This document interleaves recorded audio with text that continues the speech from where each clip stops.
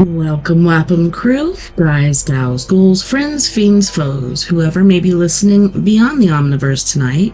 Secure your tinfoil hats, buckle down tight, and hold on loosely as we soar over the rocky tops of the La Platas on a Rocky Mountain high. Get sucked into the vortex of the Four Corners and settle down snugly at mile marker 420 in colorful Colorado.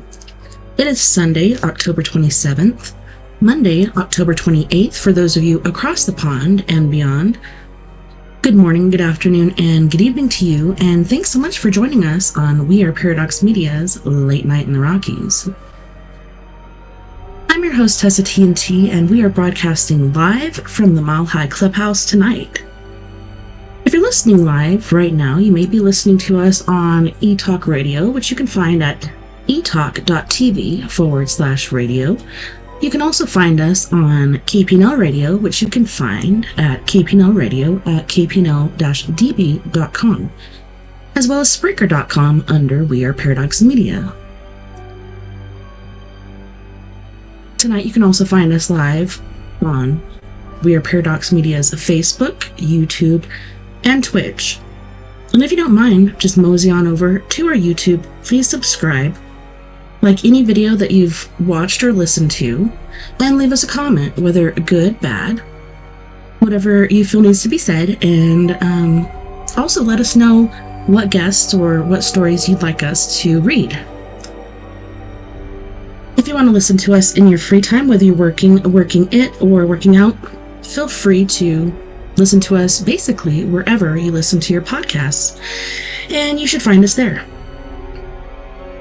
Alright, so being that it is the weekend before Halloween, we have been doing Reddit ghost stories. So, let's see. So I've got that pulled up. Hopefully the internet works with us this evening and doesn't give us any issues like we had last night.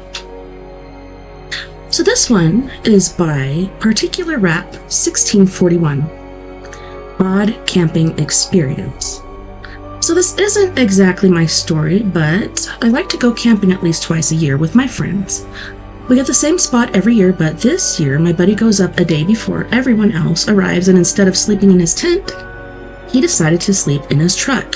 He tells me when I go up that he heard yelling out in the woods, but like something almost human and not human at the same time. He knows animal sounds very well, so for him to say he didn't know what it was is insane. If anyone has any ideas what it could be, let me know. I'm thinking Bigfoot or Sasquatch, something along those lines. That's what it sounds like to me. This one is by Giada Acosta, Pre-War Ghosts. This story was told to me some years ago by the daughter of the protagonist while on vacation in southern France. Her father had been born during World War I and was the son of a British sailor and Italian lady. His father had died during the war and his mother was rather poor. As a child, he had developed a form of chronic bronchitis, so that his rather religious paternal aunt had arranged for him to spend whole months at a sanatorium run by some Anglican clergy. At first, while he was very sick, he started hearing voices, but not very clearly. Then, whispering, and later, every night, he was visited by two emaciated children. They were beautiful with big blue eyes, but pale and skinny. You will suffer, they told him, but thanks to your aunt's prayers, you will be spared from your father's death. Then, as his health improved, his family had him moved to another sanatorium, a more elegant structure in Switzerland. There again, when he slept alone in a cottage, the two spirits appeared, preceded by the sounds of children laughing. However, they looked more beautiful than before. They looked plumpy, and their hair was like gold. They used to tell him wonderful stories about the angels of heaven and the saints of old. Ghosts, angels, imaginary friends. It is anyway true that since that man never really recovered until he was far older, he was not enlisted as a soldier during World War II, and so he did not die like his father. He actually ended up working with the various British embassies in Europe and lived a relatively long life, with another 2 to 3 encounters of this kind, but not with these entities.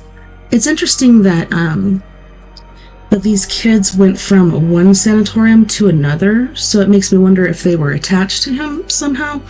Oh no, it's quite old. This one is by DMCB30, Haunting from Paranormal Videos. Hi everyone, I've been watching the YouTube channel The Paranormal Files for a while now, and at the beginning of each video it mentions that you can potentially experience paranormal activity after watching. Does anyone know if there's any truth to this? I've had some experiences that seemed unexplainable recently, but shaped them up to either being coincidence or that since my attention had been directed to paranormal videos that my mind focused on that being the explanation. Would love to hear others' opinions or personal experiences. So as far as that goes, when we had Bill Hauser on with his ghost box, a listener of ours, Miss Sandra, said that she'd actually had an encounter with something after one of the shows.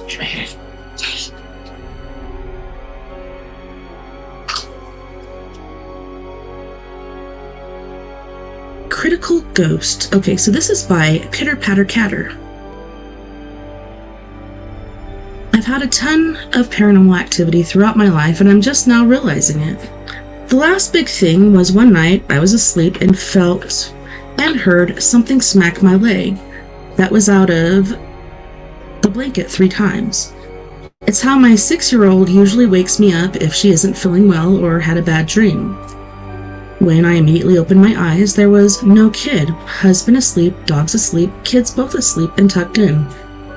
I said, I don't know what you wanted, but I'm going to go back to bed. I've got to go to work. My vape vanished last night, second in a month. On my leg 1 minute, next minute gone. Teen isn't home, 6-year-old was asleep. Come on, dude, give it back. Those things aren't cheap. Still waiting. Hubby's gonna help turn over the house looking. Well, that's nice of him. Today I was making a roast and I added a ton of garlic. We like garlic. The light started flickering. No, it's the perfect amount of garlic for us. It's not like you're going to be eating it anyway. Why are you complaining? It's one thing to hide my vape, but if you're going to criticize my cooking, I'll buy a sage stick. The lights quit. It's kind of funny.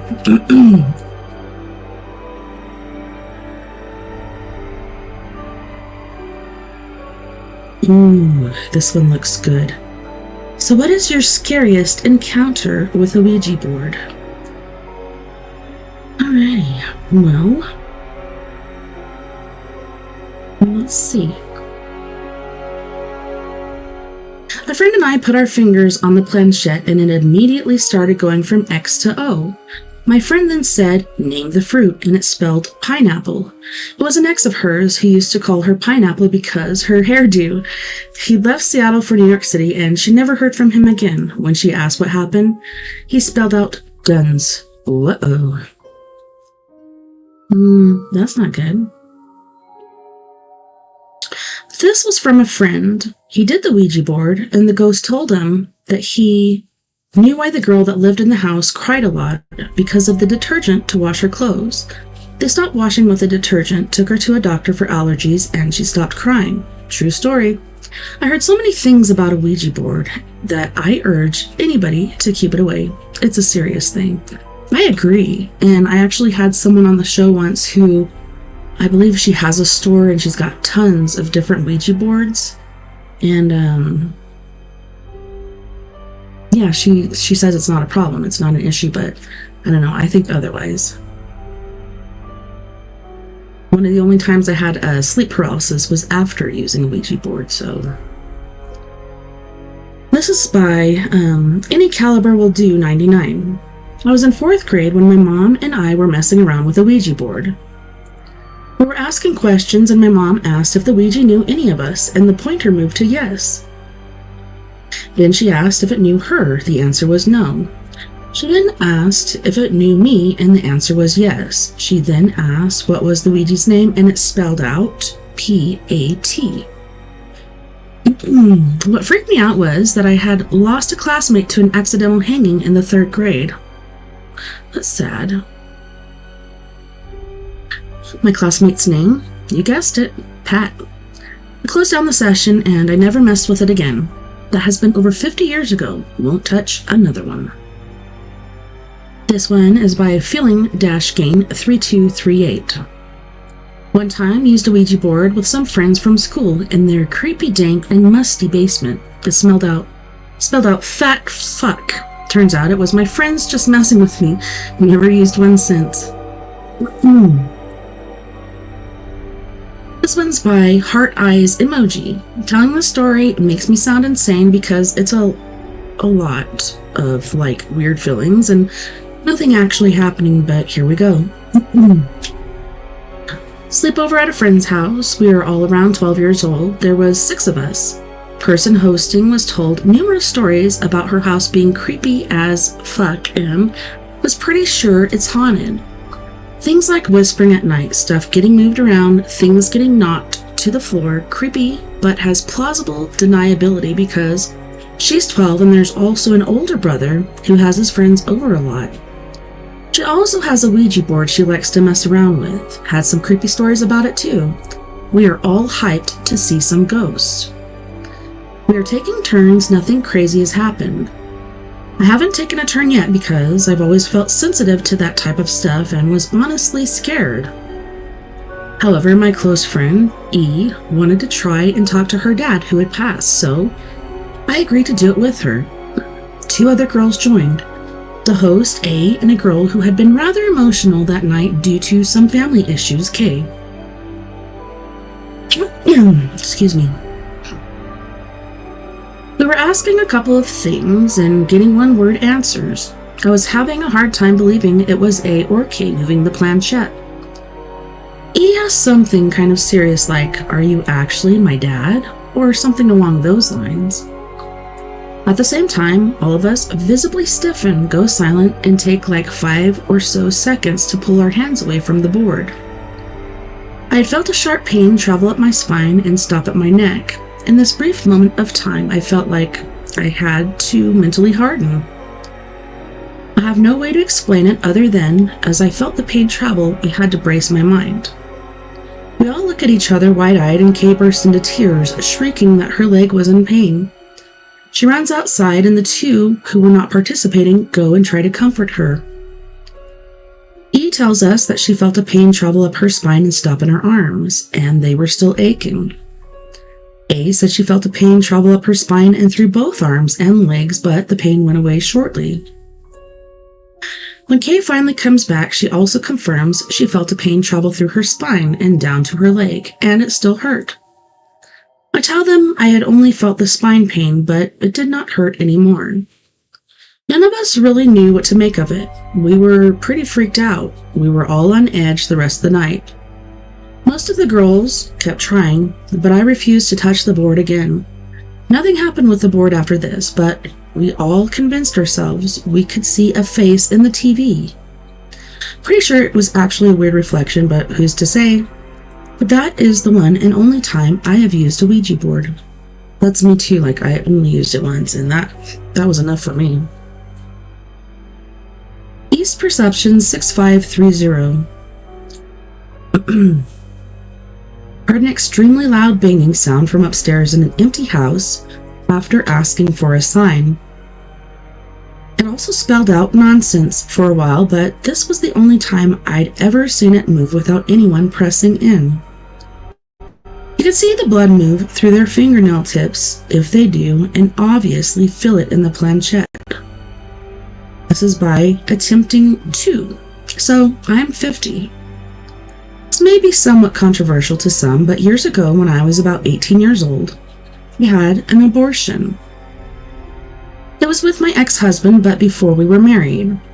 So fast forward about a year and a half later, and we are at a friend's house drinking, and somebody whips out a Ouija board. Well, no one in the room besides me and my ex-husband knew about the abortion, and we certainly weren't moving the planchette by ourselves. For some reason, every time me or my ex would place our fingers on the planchette, it would begin to frantically move between the letter M and the letter A. It took a second to catch on, but it really started to freak me out. And it seemed as if it were crying, "Mama!" I haven't played the Ouija since, but my boyfriend was cleaning out the closet and came across a pretty much brand new Ouija game in the box. It's currently sitting in the corner of my living room, and I'm contemplating what to do with it. Possibly donate it to St. Vinny's? I don't think I want to attempt to use it. It's kind of freaking me out just having it in my living room, actually, since that occurred. This one is by Mercedes Benzu. Didn't close the session properly and ended up being spiritually attacked for 3 days by a presence until I had my very religious grandma say some prayers for me. Never touched one again. Phoenix Rising 60 says, I've only ever used it once, and that was when I was 14 years old and thought I knew everything. I didn't. I wished I knew then what I know now because I'd never have used it. Falling is not scary per se, but it's my only experience, so here goes. My boyfriend decided, or my best friend's friend decided she wanted to try it, so we climbed into her closet, shut the door, lit a candle, and brought the board out. We decided we'd ask it something benign like, who would we marry when we grew up? Kids. We went through the whole ritual, and my first letter was the letter J. Got excited as only dumb 14-year-olds can get because at that time I had a huge crush on a guy in school whose name was John. I asked for the first letter of his last name because John's was Anderson. He was mad when the board gave me the letter H. I screamed, "No!" at the board and didn't want to play anymore, so we closed it out. Fast forward 12 years, and I met a great guy whom I dated for a year before we got engaged, then married. We've been married for over 40 years now. His name, John Hackman. I'd completely forgotten about that board and its answer until my bachelorette party, when my former best friend's friend whispered to me, "The board was right," and I said, "What board?" "What are you talking about?" And she said, "The Ouija board, remember? JH. I gasped and said softly, "OMG, it was right after all." I still find it disturbing that a piece of mass production plywood with markings could have predicted my marriage and decided that there must be forces stronger than what a simple board game should be allowed to have. So I'm glad that way back then I decided to never touch such a thing again, and I haven't. This is by Admirable _Candy 2025. My dead relatives wanted me to join them when I was still small. I wouldn't touch one of those boards as an adult now. I have a choice in the matter. Things they say can mess you up for life. Dank Mom Cabo said, played with my older sisters. I was in 2nd grade. I think something attached to me, and I still think it is. Nothing evil, though. Van Buren said, my sis and I used it and got freaked out and put it away from us. The plastic thing started moving around the board on its own. Never touched it again, other than to throw it out as far away as possible. Also knew a lady who played with one and became freaked out and threw it in the fire. She said it screamed and made terrible noises while it burned. I heard a story like that where I believe that they burnt it in like a burn barrel or something, and it started like moving back and forth and making screaming noises. Like, that's so weird. Storm Glory 88. I was using a Ouija board with my friend when we were younger. The spirit claimed to be my great-grandmother. I asked what natural landform she used to live near. It spelt out the name of the river. There is no way my friend would have ever known that. This one is by Warwolf01. I've tried them a couple times and had lights dim and flicker, which is creepy AF, especially when you're a young teen. Had one where the spirit was really mad from the get-go, and it turned out that it was specifically mad at me. We were in our band room in a buddy's basement, and it was being super aggressive. It finally said it was scared of me, and then one of the amps kicked on with a huge feedback loop super loud. We yanked all the power cords and ran out of the basement. Haven't touched one since, and that was 25 years ago. This one is by Liska_LOL_Haraji. Not my story, but my dad's. When he was younger, him and his friends played with the Ouija board, and suddenly his friend starts shaking and talking about his past lives, that he died in a war, and that he was a pilot that died when his plane crashed. He was explaining it in real gory detail, and they tried to wake him up, and when they did, everyone in the room was traumatized by this experience.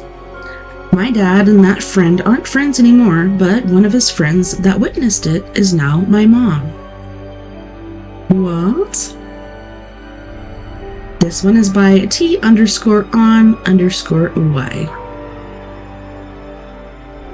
The Ouija board is a real thing.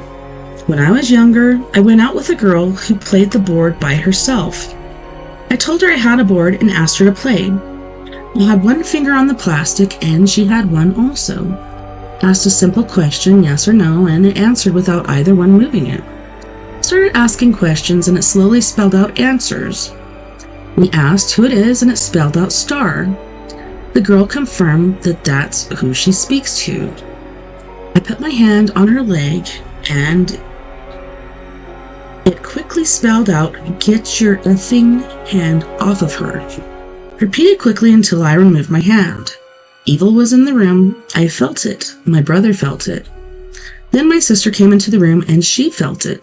The board was spelling answers so quickly that there was no way anyone could point to letters that fast. Then my parent came home. My mom had good energy and the board went crazy. My mom came close to the room and the board spelled out, "Get the bitch out. Get that bitch out. Get that bitch out." When she opened the door, the spirit disappears. The evil was real. My sister, brother, and I never forgot that. Do not open these spirit doors. It's very real. This one is by Moonbrows. I was at a ghost hunt experience. The hospital was called Newsham Park. After several times of using it, we asked what the spirit's name was. It went to N. We kept asking if it was different names beginning with N before it flew to N, then P. And then to goodbye as soon as we said the hospital's name out loud. That floored. This is by Dank Mambo. Mambo? I feel I'm watched over like maybe my grandfather. He passed before I was born. Shared a birthday. This is by Mr_Bigglesworth. The third. A friend and I were using a Ouija board in a basement by the light of 2 candles. One of the candles sputters out and we relight it. My friend asked, "Did you do that?" Planchette moves to yes. She says, "Do it again," and I say, "That is much too vulgar a display of power." Quoted from The Exorcist. The planchette just starts moving back and forth between H and A. It was laughing at us. Ha ha ha ha. This one is by Ncole37. If Ouija boards are legit, and there are supernatural entities involved, why can't the piece move on its own without anybody touching it? Well, sometimes it does, so be careful what you ask for. Ape Wars says, will Ouija boards of the future with ghosts from people living today confuse people and be like, LOL, GTFO, WTF? Oh, I'm not going to say this name because it's not nice. Never mess with a Ouija board. It opens a gateway to the demonic. Also, any contact you make that claims to be someone who you know or have known is not that person. It is a demon. Demons are artful at deception. Lastly, the Holy Bible describes using objects that are intended to contact spirits as necromancy. This is strictly forbidden and is a sin that is guaranteed to land you in hell upon your death.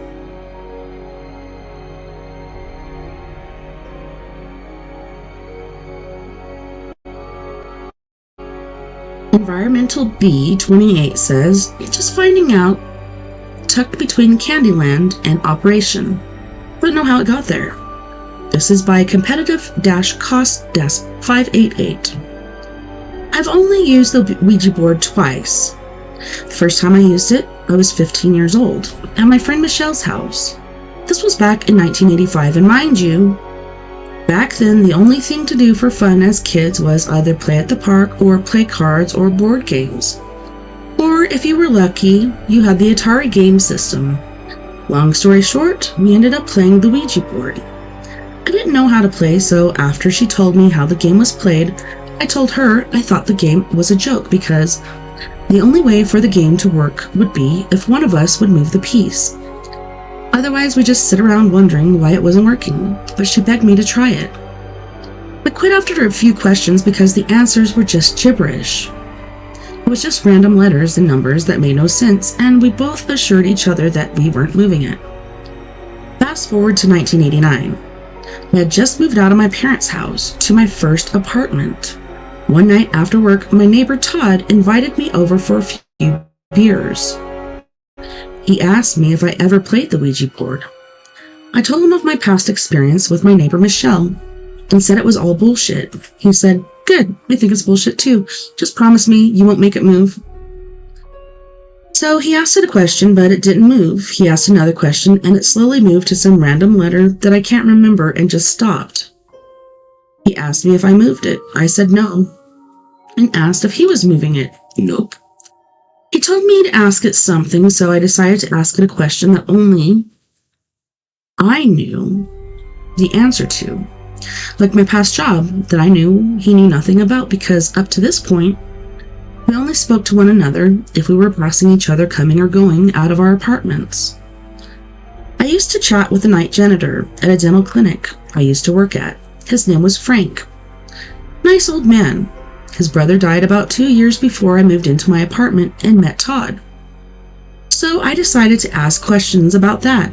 I asked the Ouija board, "What's the janitor's name where I used to work?" It spelled out Frank. I asked Todd if he moved the piece. He said, "No, what do you mean?" I didn't know what to think, but just looked at him to see if he was lying and then said, "Let me ask another question." I asked, "What is Frank doing right now?" It spelled out sleeping. I thought, okay. It was late at night, lucky guess. Then I asked, "Where is Frank's brother?" It spelled out dead. This scared me and I asked Todd, "Did you just do this?" He said in a sincere tone and with a truly puzzled look in his face, "No, what do you mean?" Then I told him where I used to work and about Frank. He told me that I had never mentioned that to him before. That freaked me out because after playing the Ouija board with my friend Michelle, I became convinced that the Ouija board was nothing more than the product of some deranged company who claimed the board was magic. It's just a parlor game. Don't trust it. Don't do it. Don't do it.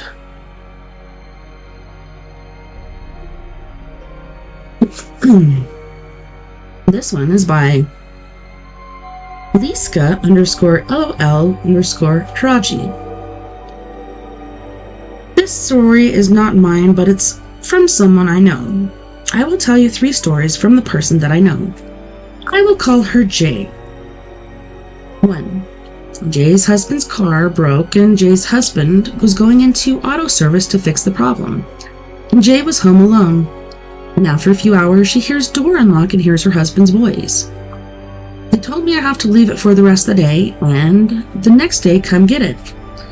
When Jay came to greet her husband, he wasn't there and the door was still locked. After a few minutes, she hears the door unlock again, and her husband says the same thing she heard before. She was so confused by that. Number 2. Jay's dad passed away. Jay and her mom were sitting in the living room when suddenly Jay's phone starts ringing. It was her dad.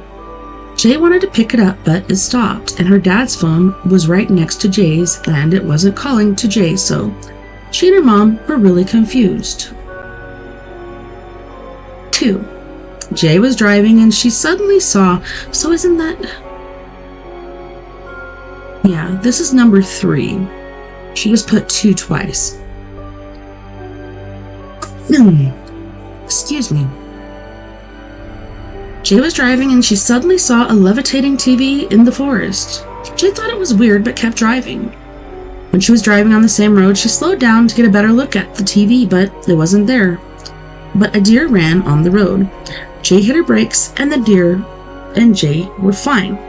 She thought about this experience and she thinks it was her dad warning her because if she didn't slow down, she would have hit the deer and she could have died if she tried to avoid the deer, and she thinks it was a TV because her dad was fixing TVs when he was alive.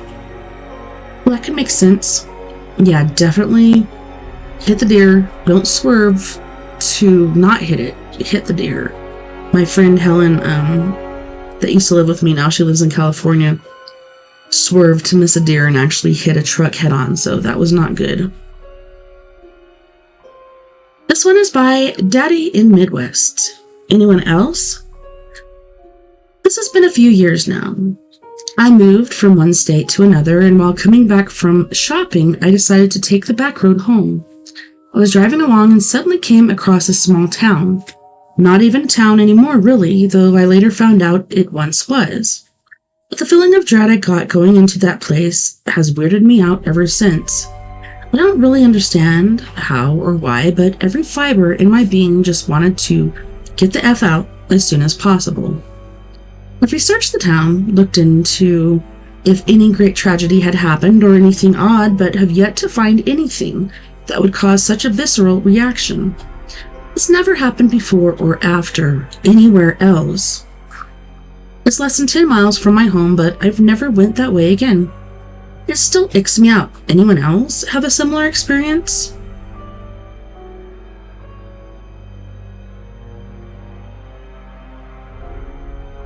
Alrighty. This one is by Grouchy-Major9365. I think I had a close call with something I'm assuming was demonic. Someone explain. This happened near the end of my middle school years, so a thing about me is 1, I'm autistic, and 2, I go to extreme lengths to study, so I started studying my classes and school events early morning. Like, that early to the point I'm literal fossil if I kept it up. And my parents were fine with it, as they said, "You're fine, just don't take it too far, okay?" And this was 6th time I did that since I was paranoid I'm not graduating. So here's what happened, and this is the part that made me speak about this here. So I turned off my computer for a bit to take a break and drink some water. Just instantly, there was this thing. I can't tell it was a humanoid, but I know I saw something standing a few feet behind me. Now my house is laid out like this. My living room, which is where I was studying, has 2 entrances. One on my left to my parents' bedroom and the other behind me, which leads to the front door. My room and guest room. It was like peering from the corner which led to the garage and laundry room. Also, I was dang terrified, and I saw enough horror movies to know that when you see something like that, run and ask questions later. So I did. Into my room, locked my door, maybe did a chair barricade, and just waited for 30 minutes. And when I came out, checked that spot and nothing. But just felt so uneased, and the next day I tried my own investigation into it. I eliminated the fact it was an intruder because I locked all my front and back doors. And as for the spirit and possible demon, I don't know. But I did know one thing. The thing is simply observing like it was studying me. And me being in a military phase at the time assumed it was probing. If you don't know it's a military tactic, you send a small group, not enough to drag attention, to check things out, make sure everything is all clear for the others like it. I need some serious help. If you got any advice, please let me know. Have a good day. Well, thanks, sir. This one is by Intiguan. The MP3 kidnapping. Seoul is a city that never sleeps, its streets buzzing with life at all hours. But when night falls, some corners of the city take on a more sinister air. This is a story that starts in one such corner with a young woman named Juan. Jiwon was a music lover, always attached to her MP3 player. She often took late-night walks through the quiet streets, finding solace in the rhythmic beats that filled her ears. Her friends warned her to be careful, especially after hearing about the urban legend of the MP3 kidnapping. But Jiwon brushed it off, thinking it was just a silly story to scare people. One chilly autumn evening, Jiwon decided to take her usual route through a narrow alleyway, headphones firmly in place. The music drowned out the world around her, and she let herself get lost in the melodies. She didn't notice the figure lurking in the shadows, watching her every move. As she walked, the song changed to a haunting tune that sent a shiver down her spine. Suddenly, the music stopped. Puzzled, Jiwon pulled out her MP3 player to check it. The screen was blank. Frowning, she looked around, realizing for the first time how eerily silent the alley was. A cold breeze swept through, and she heard a faint rustling behind her. She turned, her heart pounding. A man stood at the end of the alley, his face hidden in the shadows.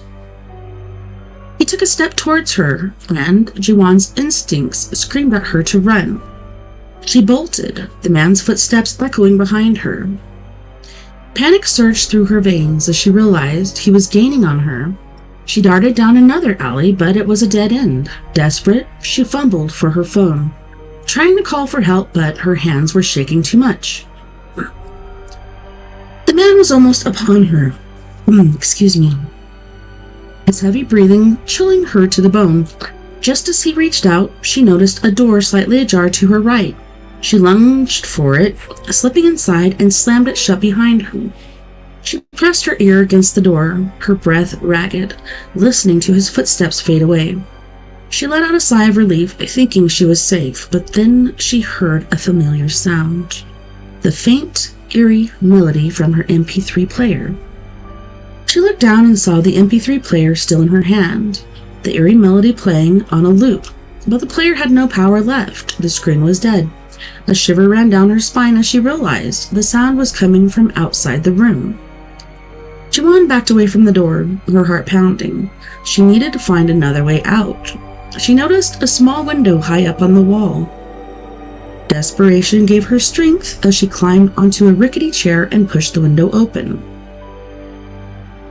The sound of footsteps grew louder again. The man was back, his sinister presence almost tangible. Jiwon squeezed through the window, scraping her arms in her haste. She dropped to the ground outside, wincing in pain. She ran through the dark alley, her breath ragged and panic rising. She didn't stop until she reached a busy street. The noise and lights, a stark contrast to the silence of the alley. She glanced back, but the man was nowhere in sight.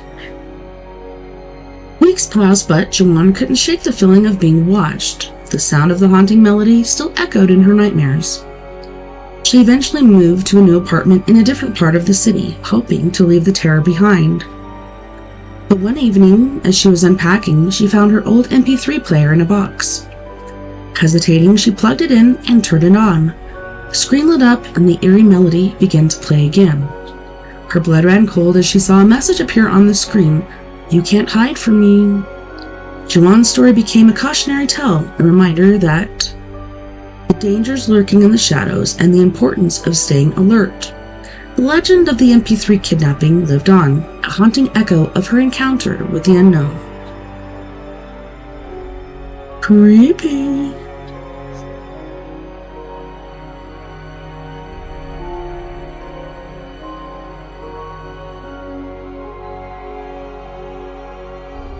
Trying to see if this is the one I read last night. Yep, I believe it is. So we gotta scroll ahead a little ways here.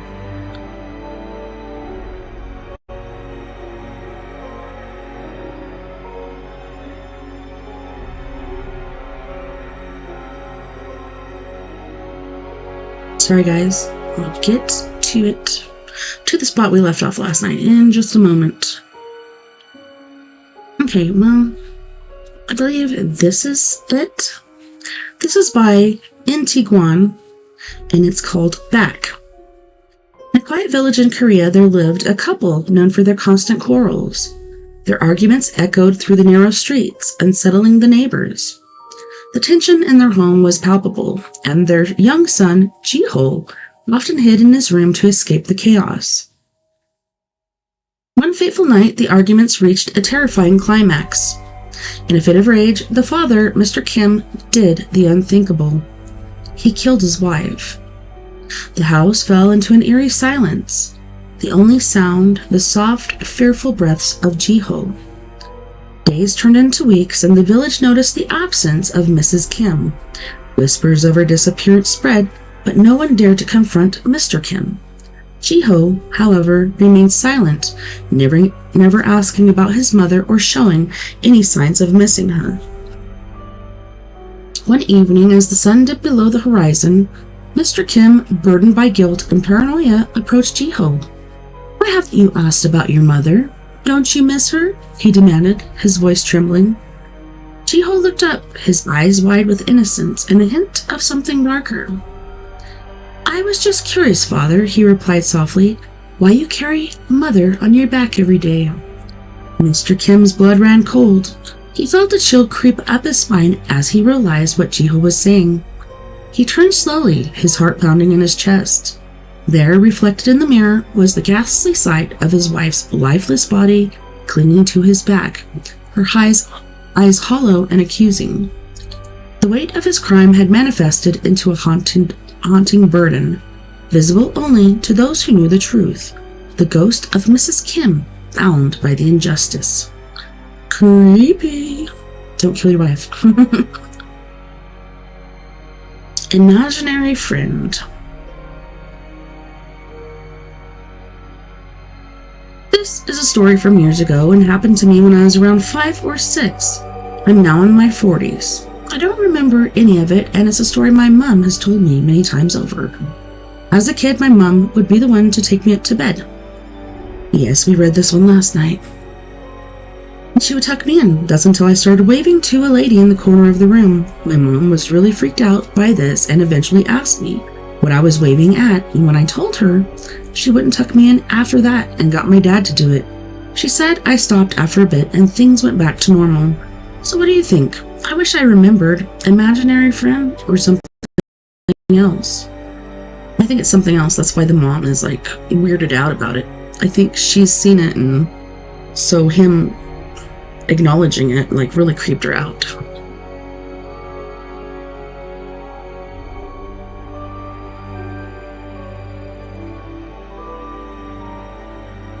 This one is by Race Strict 6903. My paranormal experiences. My apartment is haunted. Here are all encounters I have had in my apartment, and these are all true. 1. The cabinet. One day during the summer, I was in the living room with my 3 cats, and I only thought 2 of them were with me. Then I heard a cabinet close in my mom's bathroom. I was so sure it was one of my cats that I went into my mom's bathroom saying, "Aw, which cat is playing over here?" Because my cats have accidentally opened and closed the cabinets before when playing, but when I looked around, none of my cats were there. And when I checked back in the living room, my other cat was sleeping under the chair that I was sitting on before. 2. The Ghost Girl. One night when I was laying in bed on my phone with my door cracked so my cats could get in and out and in and out, I saw something at my door out of the corner of my eye.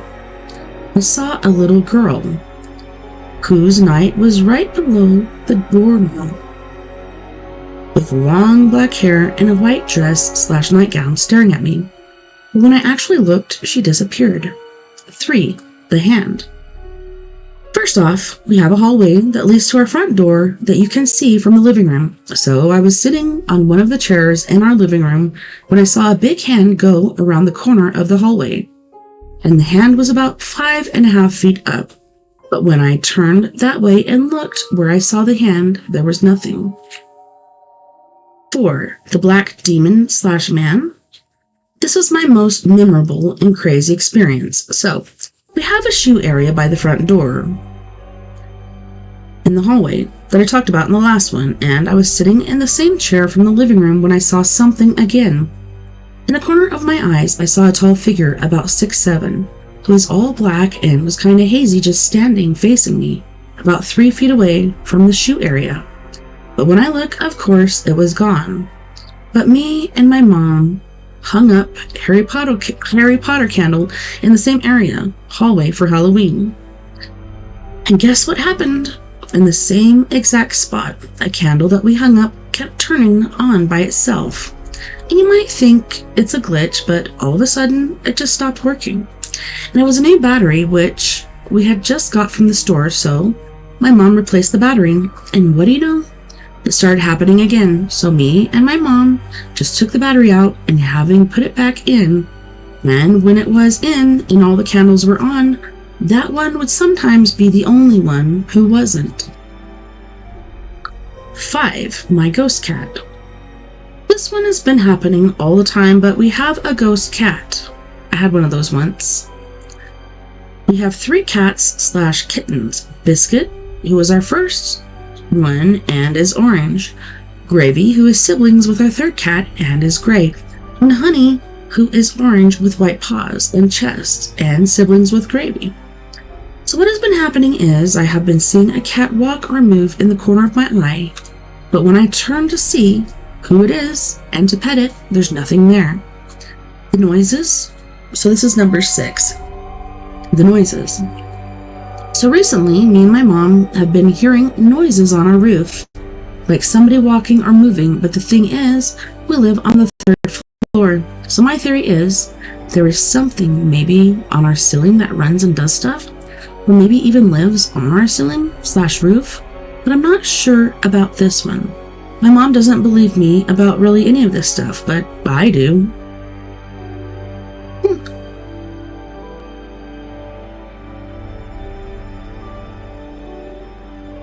This one is by Kruger Brent 510. 1997 in Cambodia. I was about 12 to 13 years old when I first experienced a spirit appearance in Cambodia. I say spirit and not ghost because I feel there's a difference. Quick background on me. I'm Cambodian and I was born, raised, and live in California. I'm now 40 years old. I had lived in Cambodia for over a year, 1995 through 1997, due to my mother working out there. The night I seen the spirit flew or floated across the 2nd-story window at the house my mom rented. My mother and I just got into an argument. It was nighttime, my mom went to bed first, and I stayed up watching Baby's Day Out. Not sure how long it's been since my mom went to bed when I saw the spirit. The 2nd-story window was to my left, and the TV was in front of me. I don't know what made me turn my head towards the window. Could have been my peripheral that made me turn my head. When I did turn my head, the spirit floated across slowly.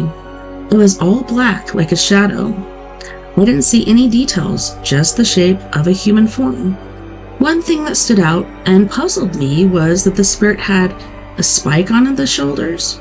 I was always relating those spikes to Shao Kahn from Mortal Kombat game. As I was looking at the spirit floating across, my first thought was somebody was trying to rob the house. That feeling you get when some stranger is at a place in your home where they shouldn't be, like seeing robbers in your backyard in the middle of the night. I can't explain the feeling fully. I also want to mention that where the window is at outside, there's really no walkway because that's where the stairs to get to the 2nd story cut out. When the spirit had passed, I knew it wasn't some robbers or strangers. I ran to my mom's room and told her straight up what I saw. To my surprise, she believed me without question. She lit incense and I slept in my mom's room. The next day, I carried on like a normal day. I wasn't scared, probably because it was daytime. My mom was telling the neighbors. I was there listening. One of the neighbors 2 houses down asked my mom if we had just gotten into an argument or something. My mom told her we did. Mind you, I'm listening to the whole conversation, and this lady is confirming everything. The neighbor lady said that the spirit I seen was the good spirit that protects the house from bad spirits. She said her son saw the same thing, no mention of the spikes on the shoulder after they had gotten into an argument. The lady said that spirit sometimes shows itself to kids when kids are in distress. She said that it's the spirit way of trying to show the kids that everything will be okay. I don't believe that part, but who knows? I don't know what happened after that conversation. My brain only remembers the important part of that time. Fast forward to today, I live a normal life building muscle cars as a hobby. I'm not traumatized or anything. I know what I saw, and that was confirmed by the neighbors. I only tell people that really know me this story. People that know me know I don't tell lies like this or tell lies in general. Even for them, it's hard for them to fully believe me. I mean, we are talking about spirits and ghosts. If somebody told me they seen a ghost and was serious, even myself, I'll be like, maybe it was something else that you thought was a ghost. Others will never fully grasp the experience of the person who has seen the ghost or spirit. I tried Googling Cambodia spirits, good spirits, protector, kids seeing ghosts. I tried Googling a lot of keywords, nothing comes up. Maybe somebody else with the same experience can Google something like this, and this Reddit post will pop up for them. Well, that was interesting. Nice to have a ghost there to back the kids up. Well, on that note, boys and girls, we're going to go to our first music break, and on this break we have the lovely Miss Mia Savage with her group Antidote for Savages, and she will be singing Aren't Your Reality, Your Skeleton, Let Me Be Your Home, and The Mirroring Crypto. You guys don't go anywhere. We'll be right back after this music break.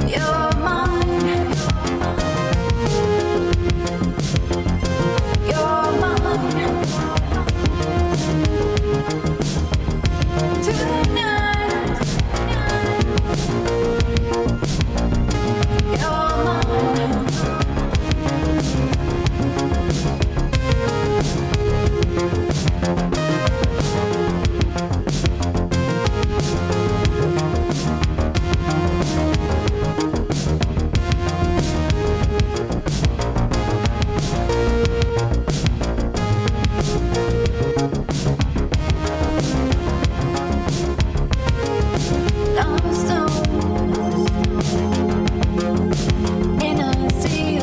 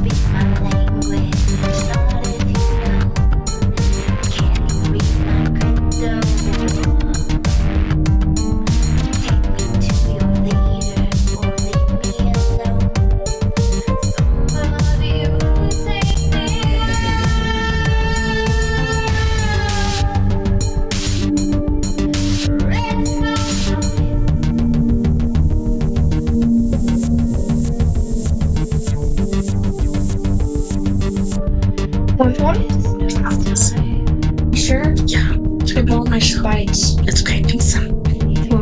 Oh, is that you?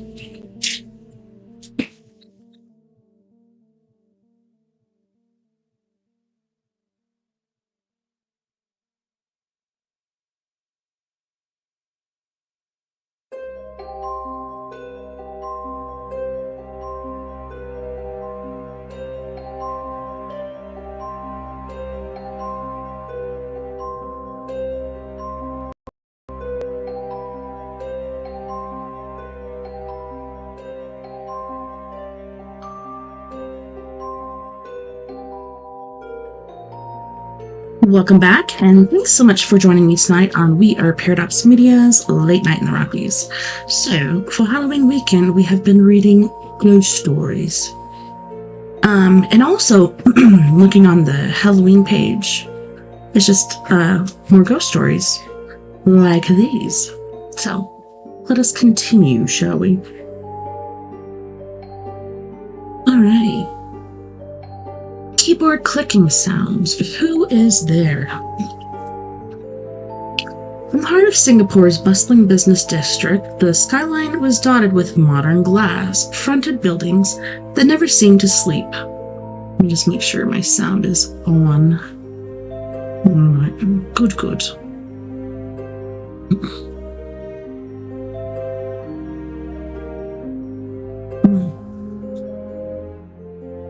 One such building was home to tech firm where our main lead, Alex, worked. Alex often stayed late, crunching numbers and perfecting presentations. The glow of the computer screen, his only companion. One particularly busy night, as the office emptied, Alex settled in for another round of overtime. The clock ticked past midnight, and the silence of the office began to settle in. The usual hum of conversations and the steady clicking of keyboards were replaced by an eerie stillness. But then, just as Alex was about to delve into a report, a familiar sound broke the silence. The rhythmic clicking of a keyboard. At first, Alex thought it was just another late worker, but when he looked up, the desk where the sound was coming from was empty. Probably just my imagination, Alex muttered to himself, shaking off the unease. He turned back to his screen, but the sound persisted, growing louder and more insistent. Curiosity getting the better of him, Alex stood up and walked over to the desk. The keyboard was there, untouched, yet the clicking continued. He felt a cold draft sweep past him, and the hairs on the back of his neck stood up. "Is anyone there?" he called out, his voice barely above a whisper. There was no reply, only the relentless clicking. Alex's heart raced as he backed away, feeling an inexplicable sense of dread. As he turned to return to his desk, he caught a glimpse of something in the corner of his eye. A shadowy figure, faint but unmistakable, standing near the office printer. Fear gripped him, but he forced himself to approach the figure. As he got closer, it vanished, leaving behind only a chilling coldness. Alex hurried back to his desk, his mind racing with the night's events. He tried to focus on his work, but the atmosphere in the office had changed, the air thick with an unseen presence.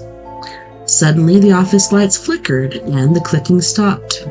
The silence was deafening. Gathering his belongings, Alex decided to call it a night.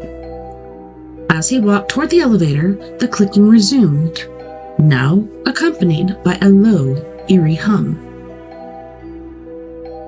The doors of the elevator closed behind him, and as he descended, Alex couldn't shake the feeling that he was being watched.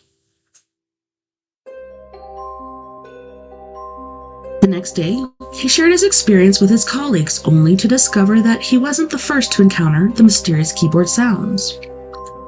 Rumors spread through the office about a former employee who had worked tirelessly at that very desk, pushing himself to the limit until his sudden and tragic death. His spirit, it was said, remained bound to the office, forever typing away on unfinished business. From that night on, Alex made a point to leave the office before dusk, letting the ghostly typist have the last word. Excuse me.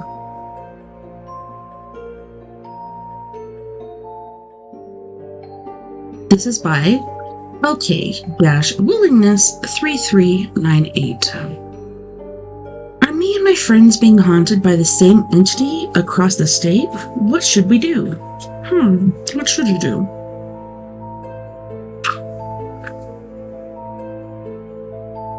All of my friends and I seem to have been visited by something similar. Any advice or insight would be nice. Okay, so I would love either some advice or insight on what's going on right now. I've always kind of been an intuitive, sensitive person, but I've never really had any real encounters worth noting until somewhat recently. Last week, I jolted awake multiple times throughout the night and felt/saw a shadow figure in my room. My room was pitch black, so it was difficult to see, but I was still able to feel a presence and somewhat see it standing in my room. Each time I was jolted awake throughout the night, it seemed like it was getting closer and closer to me. I'm not one to really have nightmares or sleep paralysis or anything like that, so this was really out of the norm for me. So I told my two best friends the next morning. After I told my friends, one of them told me the exact same thing happened to her the same night. I thought it was pretty creepy, but just kind of wrote it off as some weird coincidence. But this morning, my other friend in our trio said almost the exact same thing. It happened to her last night as well as her roommate, who I've never even met, and she woke up with a really bad headache. Another thing to note is we don't live anywhere near each other. I'm at college at the moment and live almost 3 hours away from both of them. We don't have anything in common that would make sense for this to happen to all of us, i.e. mutuals, family members that have passed on ghostly encounters, and we don't even speak about stuff like this, especially not as of late, for anything about this to make sense. I would love some advice or any insight on why exactly this could be happening, because I'm kind of worried it could be a bad omen or something. It just feels very eerie that this would happen to all of us so close together, when none of us have ever really experienced anything like this. Creepy. What do you think?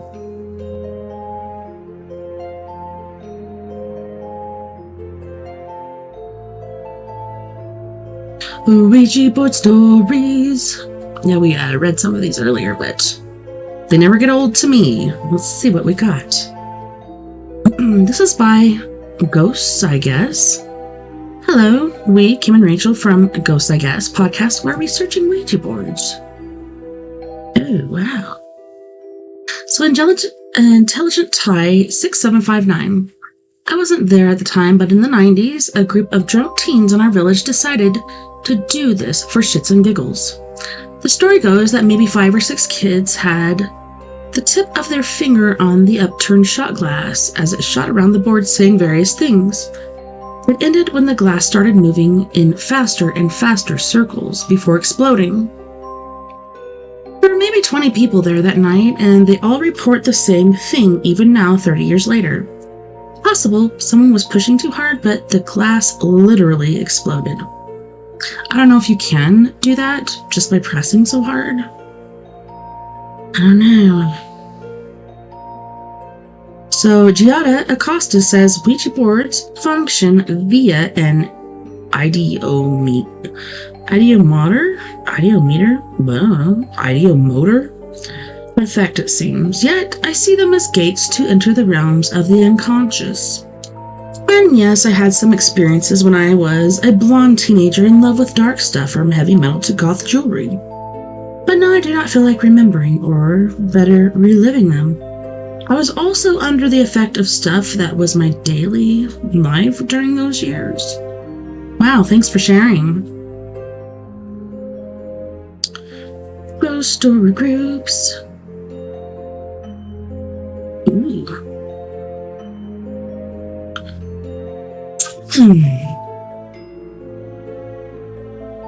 Old library. Good lord, I need to take a drink of water. There's a frog in my throat.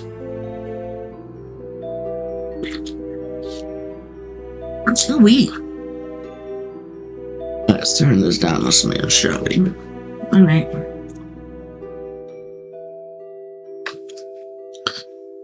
Antigua. Old Library. The old library in Singapore had long been a haven for book lovers and scholars. Its towering shelves filled with ancient tomes created a labyrinth of knowledge. Yet, as the sun set, a different kind of aura enveloped the building. For years, whispers of a ghostly presence had circulated among the library's patrons.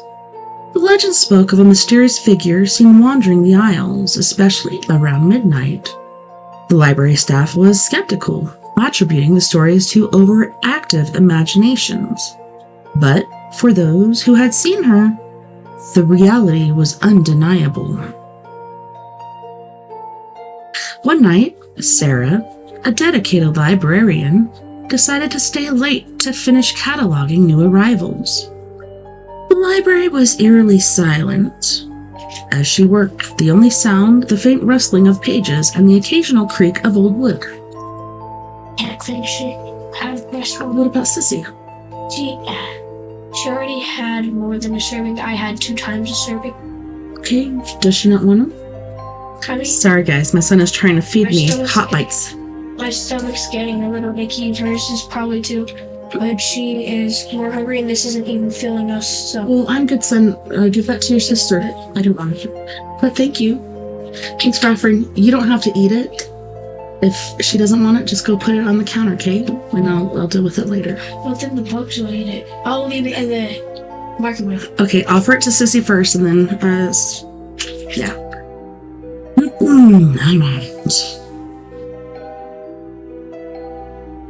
Suddenly she heard a soft, melodic hum drifting through the air. Curious, Sarah followed the sound, her footsteps echoing in the empty corridors. The hum led her to the oldest section of the library, where the rarest and oldest books were kept. As she turned the corner, she saw her, a woman dressed in a flowing white gown, her back turned. "Hello?" Sarah called out, her voice trembling. The woman slowly turned, revealing a pale, sorrowful face. Her eyes were empty voids, and her mouth formed a silent scream. Sarah froze in terror, unable to move as the ghostly figure glided toward her. In a blink, the figure vanished, leaving Sarah alone and shaken. She stumbled back to her desk, her mind reeling from the encounter. The hum began again, now sounding more like a mournful wail, echoing through the library's halls. The next day, Sarah found an old newspaper article tucked between the pages of a rare book. The article told the tragic story of a young woman who had died in a fire that destroyed the original library building. Her spirit, unable to move on, was said to haunt the new library, eternally searching for the books she had loved. Sarah never worked late again, and the story of the library ghost became a warning for others. As night falls over the old library, those brave enough to linger might hear the haunting hum and catch a glimpse of the ghostly figure, forever bound to her beloved books. I like that one. That's a good story. This one is by The Ludomaster, First Encounter with a Ghost. This story is actually real, though only my parents remember it since I was 3 or 4 years old. I, 21, a male boy, I don't know, AMAB, was playing in the other room, probably with Legos or something else. I don't really remember. Anyway, my parents were in the kitchen. After a while, I came to them and complained about an old lady being annoying. They asked me what I meant, and I told them I was playing, but I couldn't focus, since an annoying old lady kept asking me questions. They followed me back and said there weren't anyone there. I looked at them and said, "Yes, there is. She's annoying." They asked me what was her name, but I don't really remember after so many years. Anyway, it was my great-grandma's name. She died some years before I was born. My parents to this day bring this up every time we talk about ghosts. Our house is haunted, but it's just by our family or people we knew. We haven't had an encounter with ghosts we don't know. This encounter was the first of like 30-ish encounters with ghosts. They don't visit us often and do not make themselves known barely ever, but they haven't been a huge reason. We think why my great-grandma visited me was because she wanted to check how it was going with her grandkid, my father, and saw me, his kid, and was happy, and just wanted to get to know me. I miss the ghosts, though they are scary sometimes, but I wish I could get clear answers from them instead. They're just using their body to express themselves. I had to talk about this since it's the first encounter with a ghost we didn't know. It's quite short, though. I just have to talk about it. It was 2 or so months ago. My dad suffers from a weak throat. Since he ate wrong in his youth and genetics, he snores a lot. You can hear it from across the house. He started to use equipment that helps him breathe since he can't completely due to the weak throat. So he has stopped snoring completely when he has it on. Anyway, this was before all that, so he snored at the moment of this encounter. My mother and father were sleeping, and mother woke up due to a sense. She saw father's leg in the air almost 45 degrees. Thanks, Bill. Almost 45 degrees upwards. She woke him up and told him he was still half asleep when he looked down the bed, but he saw her. An old lady, not someone we knew, holding his leg up. He got scared and pulled his leg back. He looked back at the lady, but she was gone. He looked into the corridor outside the bedroom, which the door was open to, and he saw the lady looking at him. We think it was because he sometimes stops breathing, not anymore, but he did when this happened. As stated before, the lady probably was scared he would die, so she took his leg to wake him up. We do not know who she is or how he saw her, but it happened. These stories are not made up, but are real. Either they are really rare due to coincidences, or they are really real. We think they are real. What do you think? I think people with sleep apnea need to use the machine, because my husband does the same thing. Like, I often say he's river dancing in his sleep. Like, be still.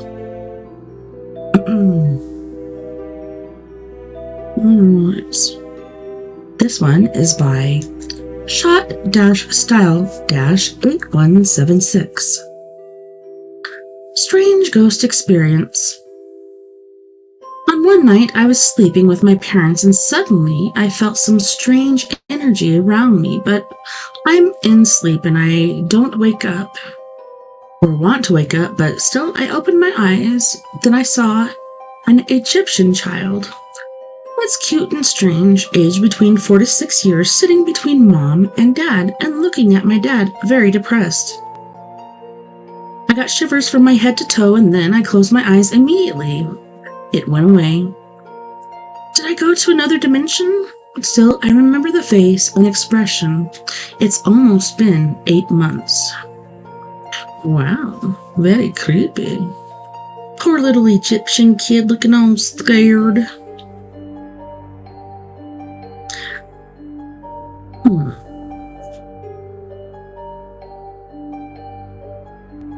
Let's see, what is our next story?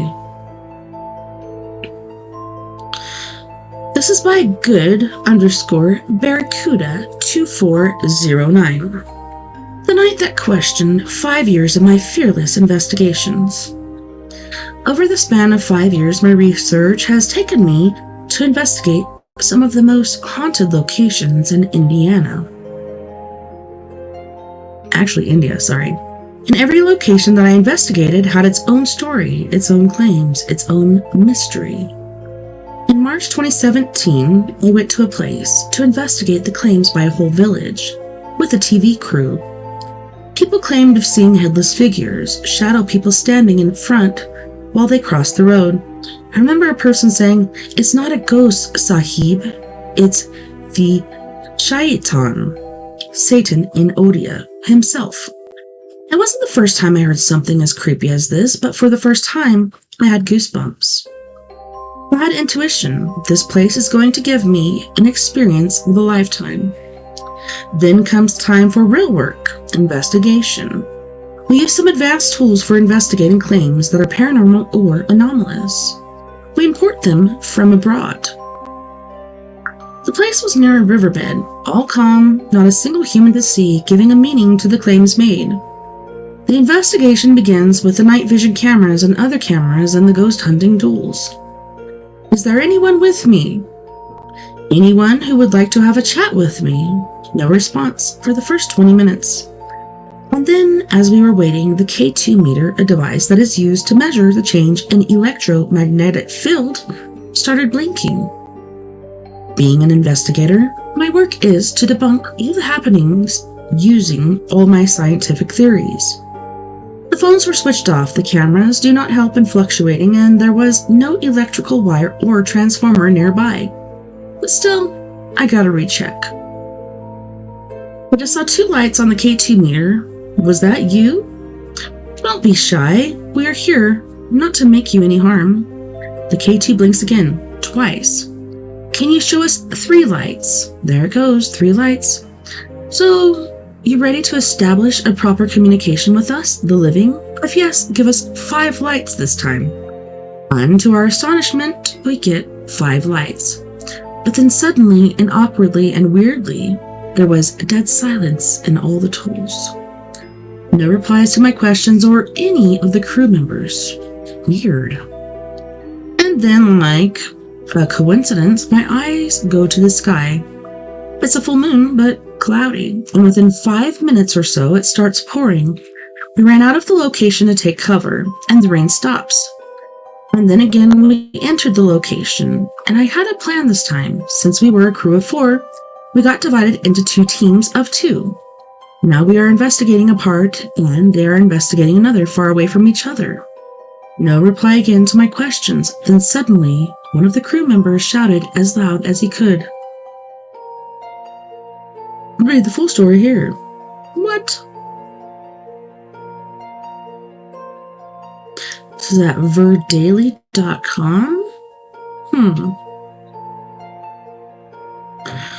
Waiting for it to load. I don't know. I'm curious. I want to see how the story ends, but man, my internet is just being janky. Thanks, Century Stink. This is by Danny Treehouse. My Time in Veterans Park, Part 1. Now, I admit not all of this is my story. Most of it is, but some of it's from news and urban legends and hearsay. So when I was a kid, all the children in my neighborhood would tell stories about the Veterans Park nearby. The most common story was the time 2 young girls were cutting through the park after softball practice and were assaulted by a naked man. They had screamed for help and the cops combed the entire area, but never found him. About a month or 2 later, another group of girls were assaulted by him, and the cops this time around refused to stop looking till this guy was caught. They searched for hours and eventually noticed something very weird. Part of a tree seemed to be moving. The cop investigated and learned the man had been living in the tree the entire time. Weird. 2. The forest area is around half a mile in length, and no matter what path you take, entering it, you should, in theory, end up at the highway. But everyone who enters the forest finds it's much larger, and once you go too far, it's nearly impossible to find your way back. Local legend says some satanic things occurred in the forest back before the park was made into a park. The forest doesn't have any animals, no rabbits, deer, squirrels, or anyone who walks their dogs. They steer clear of the woods. So with all that background, I should say, I've been in these woods a lot during my early teen years. My fascination started when I was about 10. My older brother Mike and his friends Oliver and Tommy traveled into the woods while my friends and I played in the local pool club near the park. They were gone about 4 hours. Oliver brought a video camera with him into the woods. This was the time before us having cell phones, and I remember my grandmother and the other adults freaking out that they were gone so long. My friends, Eddie's father, and my grandmother's friend went into the woods looking for them. Ambulances were called. My grandmother and I had to ride along.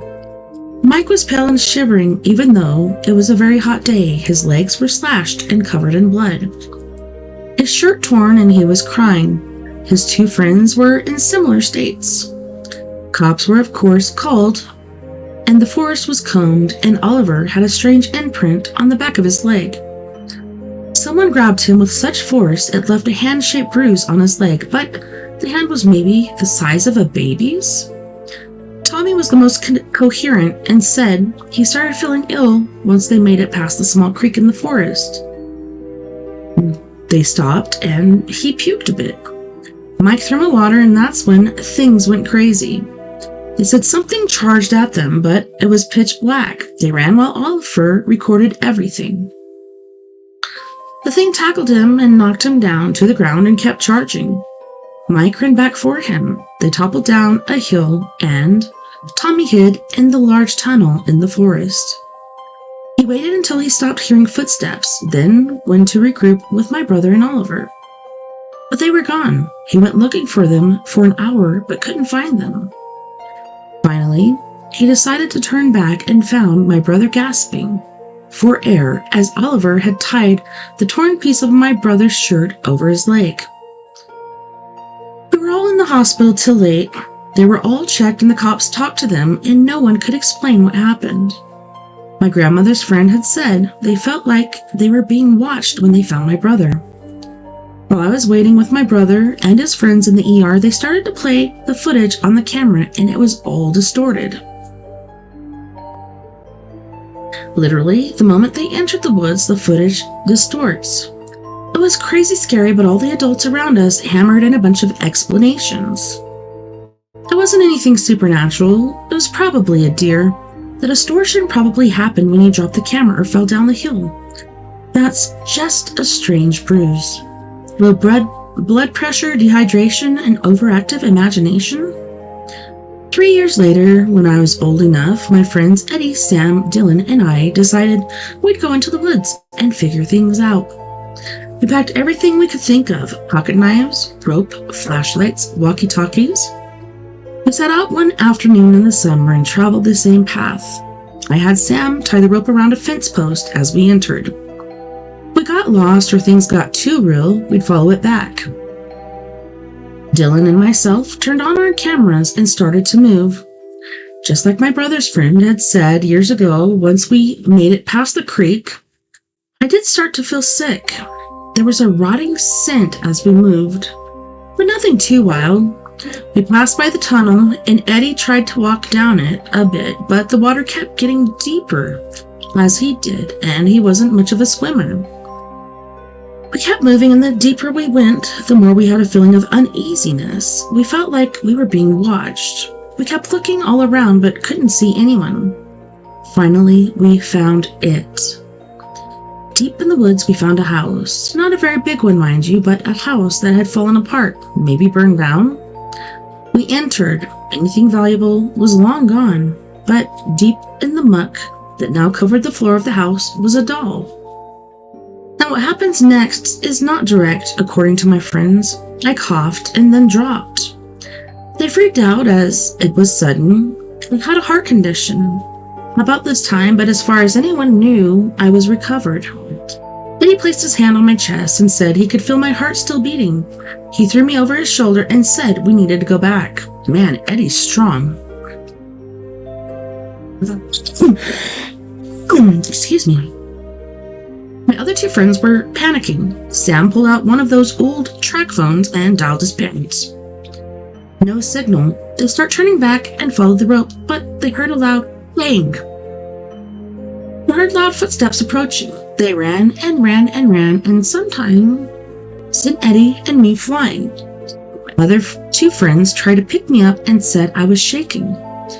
Dylan broke down crying as I'm seemingly dying. We're nowhere close to the entrance of the woods, and something or someone is trying to hurt us. I hear someone yelling, and whatever this thing was went away. There was a homeless man living in the woods, and he picked me up and carried me as he led my friends out. Once we got a signal, 911 was called. I woke up and the doctors in the ER tried to say it was dehydration or something, but my friends doubted. They kept saying I was awake one minute and collapsed another. After that, I had to be checked out multiple times by various doctors. My friends were too afraid to go back. Can't say I blame them, but we did review the footage. Nothing crazy on Dylan's camera. He didn't get a good shot or whatever the thing was. But my camera did catch something weird. When I was looking at the doll, my camera caught a sound. A whisper right before I collapsed. I played it for my mom. My brother, literally everyone, and I freaked people out. Over the years, I've had few people suggest the sound might be due to the frequency. My friends never recall hearing any sound, but they did certainly feel something. I believe the frequency was 18.98 hertz or 19 hertz. Recently, as I've gotten older and learned more, I've been curious what is going on there, partially why I've given this post the title I have. Next week, I'm going back. I have a new camera, smartphone, clean bill of health, and a fairly good sense of direction. Wish me luck, I suppose, and maybe keep an eye out for part 2. This one is by Meme 11 Man. Help finding a place. I don't know if this counts, but I am pretty sure I know of a ghost from a place and I want to find it, at least see if it's real. So it's a 10-meter across circular pond in the field of grass that has very few trees around. If you're looking at the pond from 4 meters away, and is within a short walk of a white house that is made of wood planks oriented vertically. The time I know it is around is probably 200-ish years because said ghost is in a Victorian-era white dress. Any other information is that the ghost is a young girl, 9 to 13 years old-ish, who drowned. Any kind of information, whether places, rules, help, or anything else is appreciated. Alright.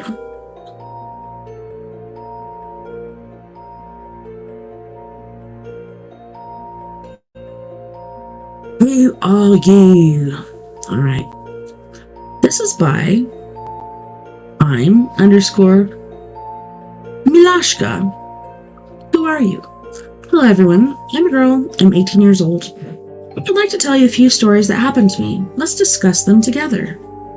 In the 8th grade after school, I usually do my homework in my room. I'd never closed the door to my room before. As usual, I came, sat down at the table, turned on the computer, and started watching my homework. I was alone in the apartment. My parents are working until late. Suddenly, I heard something falling in the apartment. I strained, but I decided to check because it was daytime and it was light. I checked my parents' kitchen and the bedroom, but there was nothing there. There was a bathroom where I went right away. When I went into the bathroom, I saw that the shampoo on the shelf behind the partition had fallen. I was puzzled because if you don't pull the shampoo abruptly, it won't fall off. The shelves have a medium-length partition, so the shampoo could not fall in any way.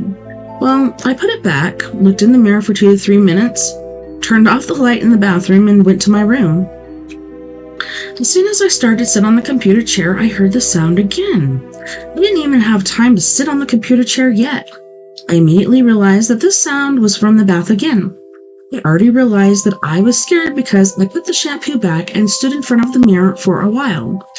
I repeat, there was a partition on the shelf. I go into the bathroom and see the same shampoo is in the bathtub. I quickly put him on the shelf and almost ran into my room, closing the door behind me. I still don't know what it was, but after this incident, I always close the door to my room. 2. The story is not so scary, but I think it confirms the existence of ghosts. It was 2018. My favorite pet named Musia died. I have a laminate floor at home. It was funny when my pet was running, knocking his claws on the floor. Sometime after Musi's death, I start getting ready for bed. I lay down in bed and I can hear someone running on the floor just like Musia when she was alive. Then I heard it trampling in one place and jumping. My edge of the blanket stretched down sharply. No, I wasn't scared. I think it was Musia, who came to say goodbye to me. By the way, it was similar when two of my grandfathers died. When I went to bed, I felt like someone was stroking my head. It stopped when I told my mom everything. Do you think ghosts exist, or are we just trying to pass off ordinary things as weird ones? I don't know. It's pretty cool.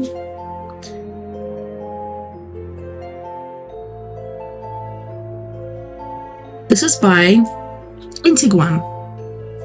The Braided Girl. At the Chinese University of Hong Kong, the legend of the braided girl casts a dark shadow over the campus. Under the cover of night, by the dimly lit Chung Chi Canteen, stories of a sinister presence circulate among the students. One moonless night, a group of daring friends decided to uncover the truth behind the chilling tales. As they approached the canteen, the usual hum of campus fell into an eerie silence. That's when they saw her. A girl standing alone, her long braid swaying slightly in the breeze. "Who's there?" one of the friends called out, his voice trembling. The girl turned slowly, revealing a face devoid of features. A blank canvas of skin beneath her braid. A cold dread gripped their hearts as they realized they were facing something not of this world. A legend came rushing back to them. A mainland girl from the 1960s who tried to escape to Hong Kong with her lover. Their journey ended in blood and tragedy. Her spirit left to wander the campus, seeking solace or perhaps revenge. As they watched in horror, the girl took a step forward, then another.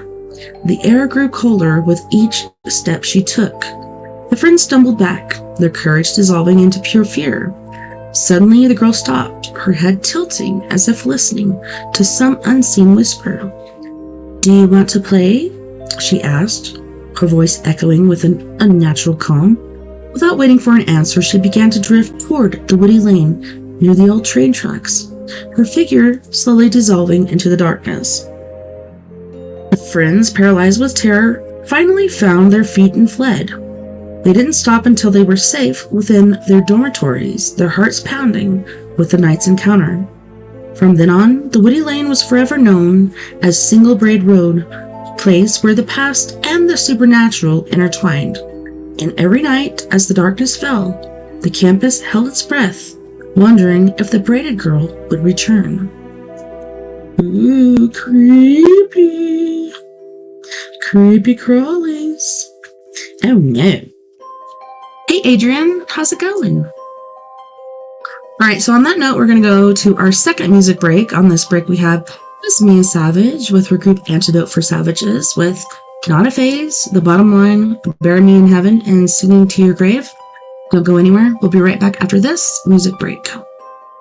Yeah, that was a creepy, creepy story, I must say.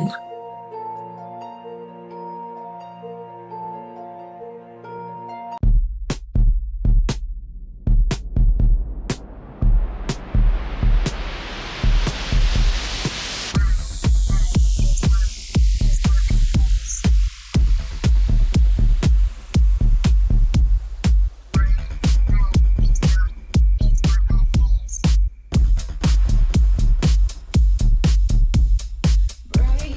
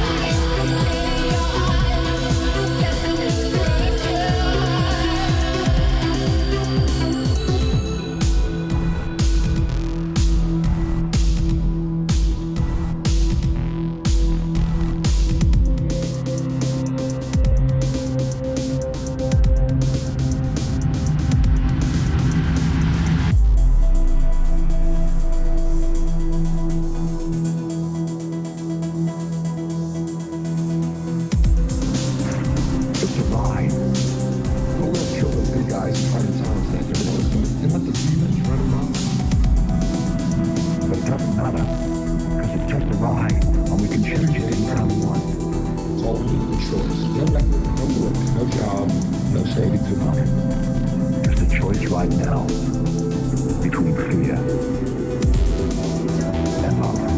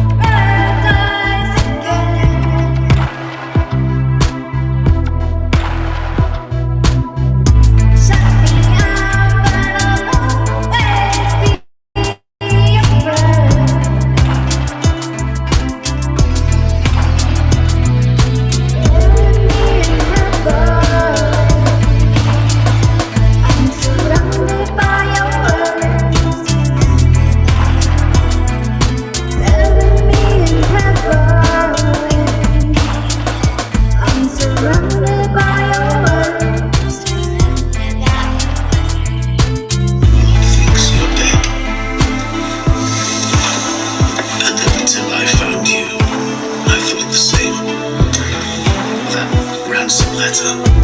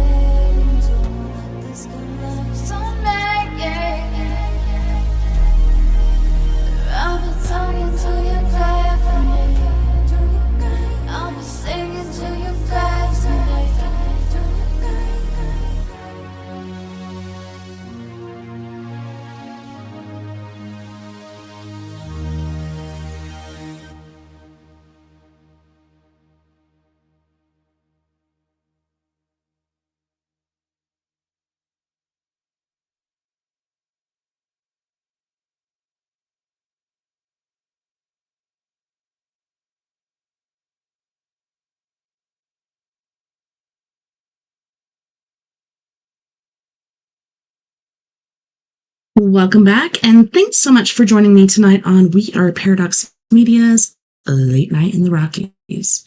So at this point in the show is when we watch a creepy video together. And for some reason, I guess YouTube has been blocking our good friend Ian from Midwest Paranormal, or actually it's Midwest Ghost Hunter.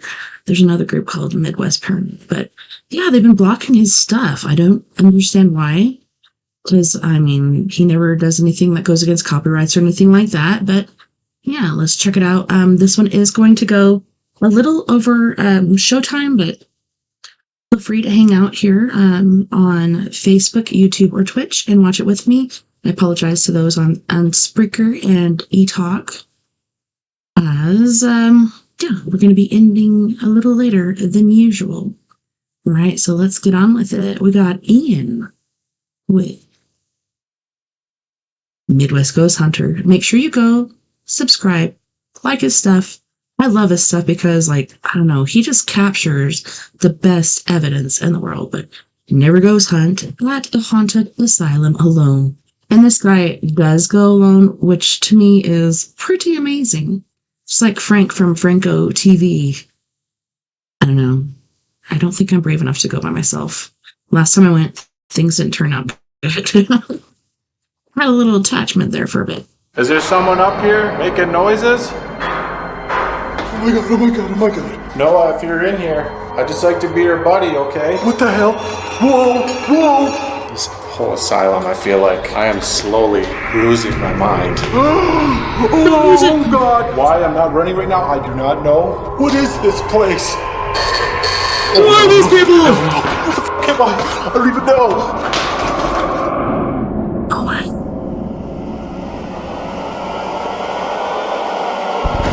What's up, guys? Midwest Ghost Hunter here, What's up, bringing Ian? you yet another Ghost Hunting Alone video. This investigation takes place at one of the most haunted asylums out there, and that is the Randolph County Infirmary. Built in 1899, it functioned as a poor farm and mental asylum for over a century. Over the years of its operation, rumors of neglect, malpractice, and abuse ran rampant, and it is estimated that over 200 patients have died within the facility. To this day, it is said that their spirits still remain confined within the asylum's walls, and it has become quite the hotbed for paranormal activity. One ghost is that of a patient named Willis Cowden, who is said to haunt the What you old talking about, barn, Willis? where he fell to his death from the top window while throwing bales of hay. Another ghost that is would that of a suck. patient named Doris, who is said to move pots and pans down in the basement kitchen, and has also been seen watching over her old porcelain dolls in the sick room she died in. An older patient named John Oliver was shoved out of a second-story window where he plummeted to his death. His ghost has been heard whistling in his room late at night. A disruptive patient named Ida hung herself from an old broom in her cell down in the basement. Her spirit has been heard screaming in the dead of night, and her apparition has been seen running up and down the hallways. A rather tragic spirit is that of an underage mother named Lulu, who was repeatedly raped and impregnated by the other inmates. Her ghostly not image cool. has been seen appearing in her room, holding a baby, only after. Another ghost is that of a little boy named Noah, who passed away in one of the rooms from measles. Noah's toys have been seen moving on their own, accompanied by disembodied giggles. An inhuman shape-shifting entity dubbed the Creeper has been seen bolting around the basement halls, only to vanish without a trace. The attic level is said to have been the site of undocumented assaults and patient abuse. Unseen forces are said to lash out at anyone who dares venture into its darkness. Other reports are that of banging sounds, screams and cries, doors slamming, and echoey disembodied footsteps. It's safe to say this is one of the scariest places I think I've ever investigated, and I hope you guys enjoy this video because, man, I don't know if I'll be going back there for a while. But anyways, if you enjoy the video, be sure to like it, comment your thoughts down below, on anything that goes down, and also be sure to subscribe if you haven't already. Also, telling you. big shout out to my members. I greatly appreciate you guys helping support the channel.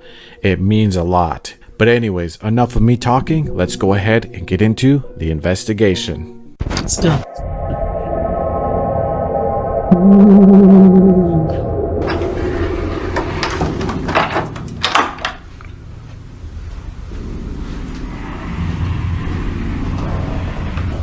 All right, we are locked in Locked and loaded. the Randolph County Asylum.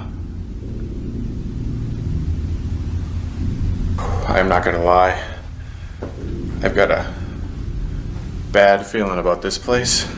Not because there's anything evil, but just all the dark history. I don't know what it is about Ian. Like, he just seems so, not just unique, but innocent. And I think that's perhaps like why he gets so much activity. It just blows my mind. I wish I could go ghost hunting with him someday. That'd be awesome. And just the countless amount of spirits here and activity. It's like I'm in this vast abyss, all alone. But I'm gonna do what I always do. I'm gonna ghost hunt, and I ain't gonna run, no matter what. Right. Sometimes he does, but he's like, stop, stop, stop.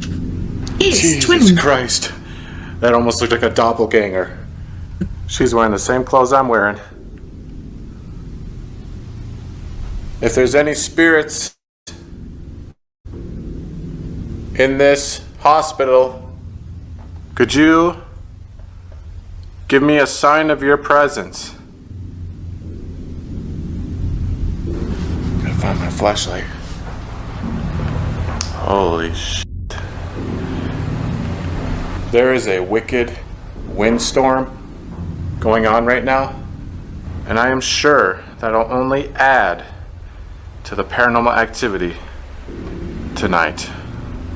Probably so. Hello? Hello? If there's anyone here, could you give me a sign? I'm gonna try to take some photos.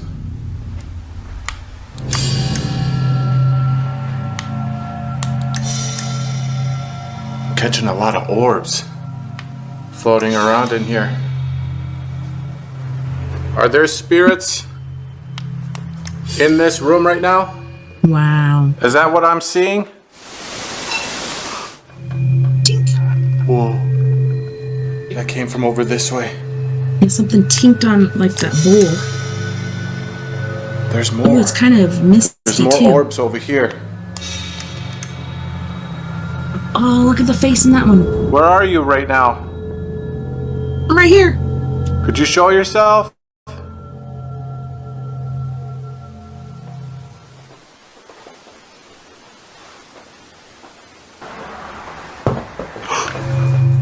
Whoa. Something just hit the floor. What the heck is Bodies that? hit the floor. Did you It's just a throw gourd. this? Oh my gourd. Oh my Or did it gourd, it's a just fall? gourd. What is that? It's like a gourd of some sort. That gourd has some issues, I think. Where did this thing come from? Right there. Whoa. Dude, there's That's like where a whole the tink came from. dish Was of the that bowl things. earlier. And look at that. There is no way that just fell. I'm sorry. There is definitely no way. I mean, look at the distance. It would have had to Yeah, have look at gone. the ledge around it. I mean, I know I've been walking around and like this floor, it's a little shaky. So, I mean, that is possible that maybe me walking caused it to fall. I don't know. I don't know. That is strange. That is strange. It's just the distance. It fell. That's throwing It's me going off. the distance. Put it back in here. It's going for speed. If you just threw one of those gourds Could you See, some of those move boards are in better shape than one that of them? one. It's like Or one of those throw one? 10 mile per hour Preferably right not curve at me. boards. I don't know. I don't know what to think of that. I mean, again, it could have just fell for all I know. So I'm gonna go ahead and leave that up to you guys to decide. Dude, no way. Okay, that time it was thrown. No doubt about I'm it. telling you. You cannot say that was me. No way. Oh my god. No way, dude. Dude, this thing went flying like over 10 feet. I mean, how could you possibly explain that? Dude, I am barely starting and stuff is already getting thrown. I know, it's Holy badass. moly. All right, Holy whoever shitoli. threw this, I dare you to throw a third one on the Dare count ya. of 3. I double dog One. dare you. 2, 3.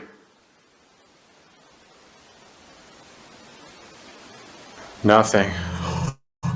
Dude, I hope I caught that on camera. I might have caught like the very tail end of it. Yeah, you can see it moving. It's like my ghost trying to attack people. This thing just went flying across this room. All right. I think I'm gonna go ahead and check out the second floor here of the lobby. I wonder if The these chick's photos creepy. are of some of the patients, the residents Really? that once lived here. They're not like caretakers or Whoever something? they are, feels like every last one of them is watching me go up these freaking stairs. Hello? Is there anybody up here?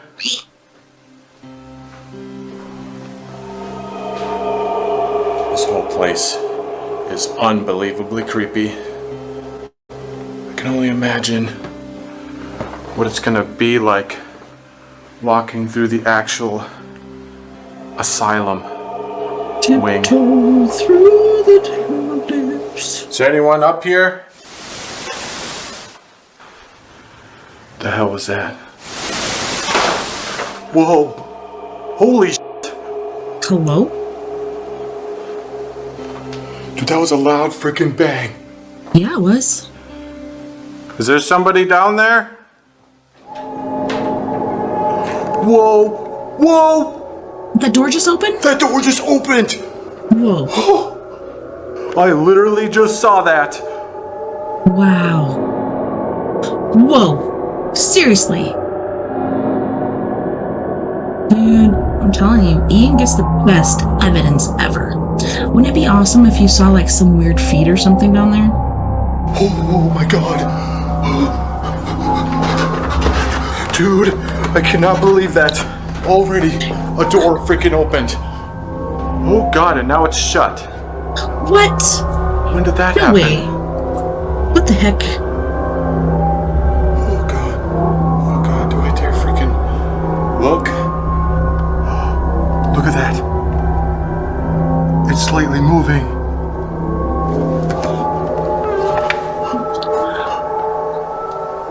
Wow. There is no one. There is nobody. So then, how the hell did this door open? I don't know. And Dude. look at that. It naturally shuts on its own. So whatever opened this had to have some good amount of force. Who just opened this door? Then you gotta turn the knob, unless it doesn't latch. Oh god. Go and check it out. That is one terrifying hallway. Is there someone here that opened this door? Whoa. I just heard a noise. It sounded like a freaking knock on this thing.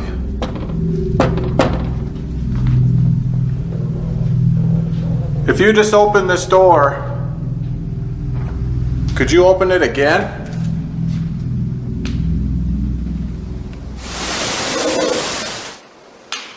What the heck is that now? Now I'm hearing noises in here. What is it? What is it? What is it? Who's in here? Hello? Hello? Tiptoe through the tulips. Oh my gosh. Dude, that was so insane. The way that that door just opened like that. Keep door closed. Yeah. There was someone behind it. Either walking into here or they were headed out there. And they didn't even obey the sign. Keep door closed. Creepy. So they're a rule breaker on top of it. Creepy grips.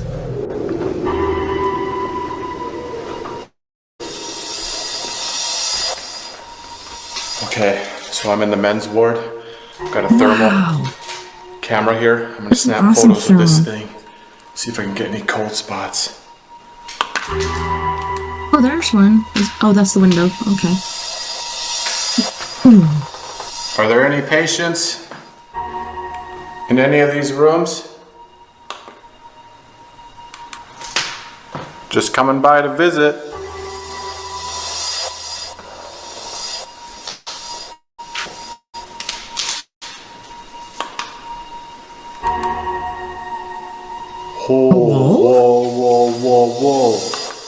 Whoa. There is a giant cold spot in this room. Whoa, dude. Look at that. Oh, wait. What is it? Wait, what are you never pointing mind. at? Actually, It's the window. I think it's the window. I mean, it would make sense. Yeah. It's a lot colder out there than it is in here. Whew, false alarm. I mean, that's what I'm looking for. That's exactly Good what I eye. want. Good eye. But I can't help but freak out when stuff like that starts happening. out. Yeah, freak. Is there anybody in here? Freak out. What is weird. that? What is There's that? like a cold spot. Like a second one. Like there's the window.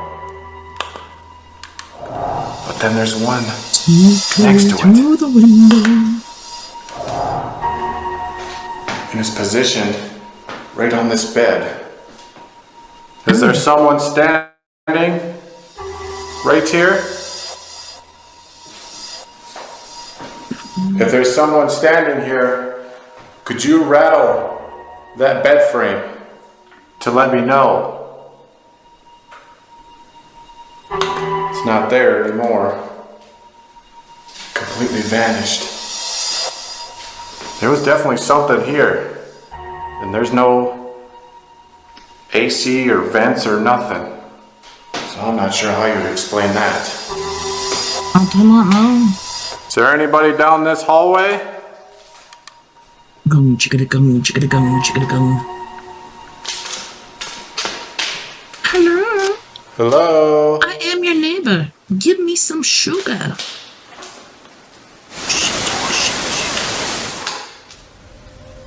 Say that again. Oh God. That sounded like a breathy male voice just now. Where are you? I can hear you. It's right there. Could you peek out of your room? Whoa. I'm getting another cold spot. It's standing It's right like there. a head. Right in that doorway. Wow, dude. Oh gosh. And it's gone. Hello? Oh man. Hold on. I could hear you, sir.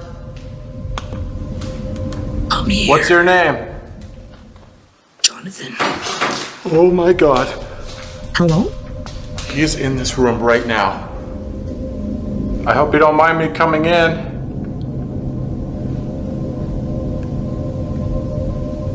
At least that If bed you're has in here- mattresses on it. Make a noise. Something hit that table?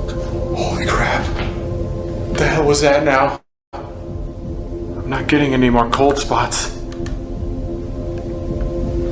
But I'm definitely Point it hearing at that stuff chair. in here. Point it at the chair. I love how they have a wow, Right there. fire extinguisher. I'm getting a cold spot right there. Wow. Whoever's making those noises, they're sitting in this chair. This hospital chair. Could you reach out It's like starting to and vanish. touch away. my hand? Reach out, Dude, it is ice cold over here. I can feel it. Whoa. You guys gotta see this. If you're not watching Wait. it right now, you gotta It's gone. see this. Dude, the If you're coldness not just watching went it right away. now, go check it out later. And now there's nothing here. Midwest Ghost Hunter. There was It's a his last video he spirit did. sitting in this chair just a second ago. And now it just Oh. vanished. And that's like a little And I sink literally felt it vanish. Oh my god. dissipated. Oh my god.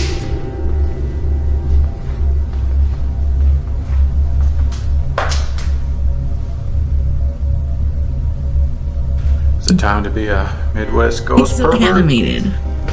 Hello? It's time to be a Midwest Ghost pervert. Anyone in here? Nice. Don't seem like it.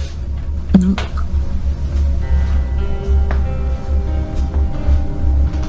Don't be a Midwest Ghost pervert. I wonder what this room is. You're so funny. It's pretty wide open. Into It almost looks like some kind of rec room. Oh yeah, see? You got a big old checkers board. I like checkers, especially Looks when I was a like kid. 4 but different I'm a ghosts would master be at chess. sitting right there playing away. I repeatedly Well, I mean, beat I the guess chess it's a 2-person master. game, so that doesn't make no sense. The other two are I'm spectators. so proud. That's what it would be. If there's anyone in here, could you make a sound? Anyone like to read the Encyclopedia Britannica? Ooh. Whoa, whoa. Like, come on, come play. Let's play. Okay. I'm pretty sure I just heard something here. Is there someone sitting at this table? If so, could you knock on it? Knock on it, just like this.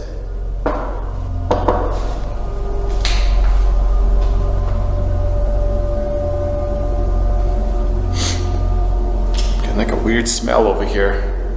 Ew. Definitely didn't notice it before. It smells almost like musty, like BO. Oh no. I mean, no offense. Oh, If it's no, one BO. of you or however many spirits are here. It's probably the dude that was in the Where the wheelchair. heck is that coming from? Check the It's so wheelchair, dude. freaking weird. Hey, how about you sniff those seats? Jeez. I'm sorry. I hope I didn't offend you. It's not what I was trying to do. If you are sitting at this table, could you make one of these pieces move? Which color are you? Red or black? That smell has not gone away yet. Whoa! Whoa! Whoa! Oh my god! Dude, that piece just slid across the freaking table! How the heck? I'm not trying to be mean or nothing, but like the way his eyes are like so wide like that, it reminds me of like a cow or something. I don't know. He's so animated. I love it. Hell did that happen? Love it.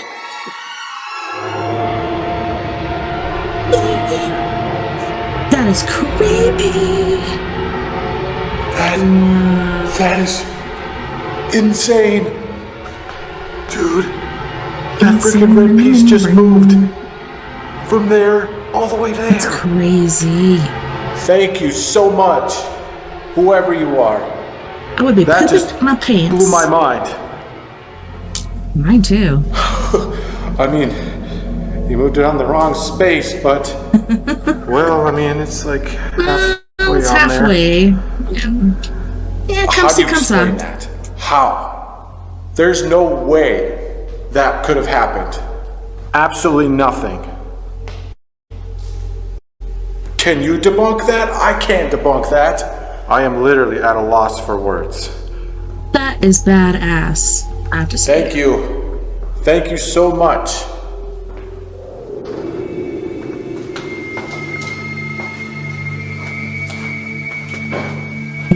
Okay, so right now, I'm in the I don't know why, like, women's when it comes wing. to infirmaries or I think we're gonna pay a I get visit that song in my head. to Doris. Tiny Tim? Is that what his name was? Doris Addington.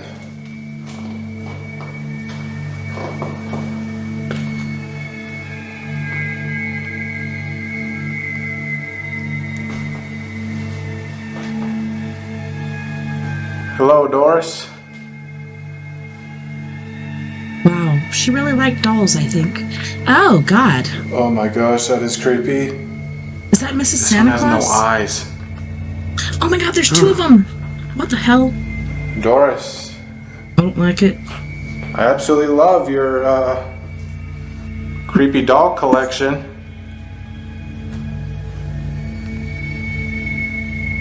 Do you? Really? Hope you don't mind me visiting. My name is Ian. Hi, Ian. If you're in here, Doris, could you give me a sign? Maybe by moving one of these dolls? Oh my gosh. There's so many. Which one? I am literally surrounded. I think I'm gonna try a K2 session. See if I can get her to communicate with this. Ooh, yeah. Measures EMF, so if any spirit K2, how about you? manifests near it, it'll detect it. Doris, I have a device here that you can use to communicate. It won't harm you in any way. If you manifest near it, it'll detect your presence. If you're in here, could you manifest near it? The green light?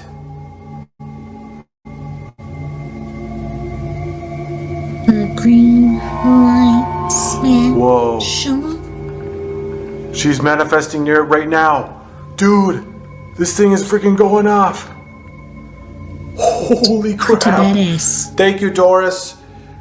You can stop now if you want. Whoa. Thank you. That was a dead stop. Gracias. Doris, are you okay with visitors? If not, I can leave. Okay. I'm gonna take that as a yes that you like visitors, so I'll stick around.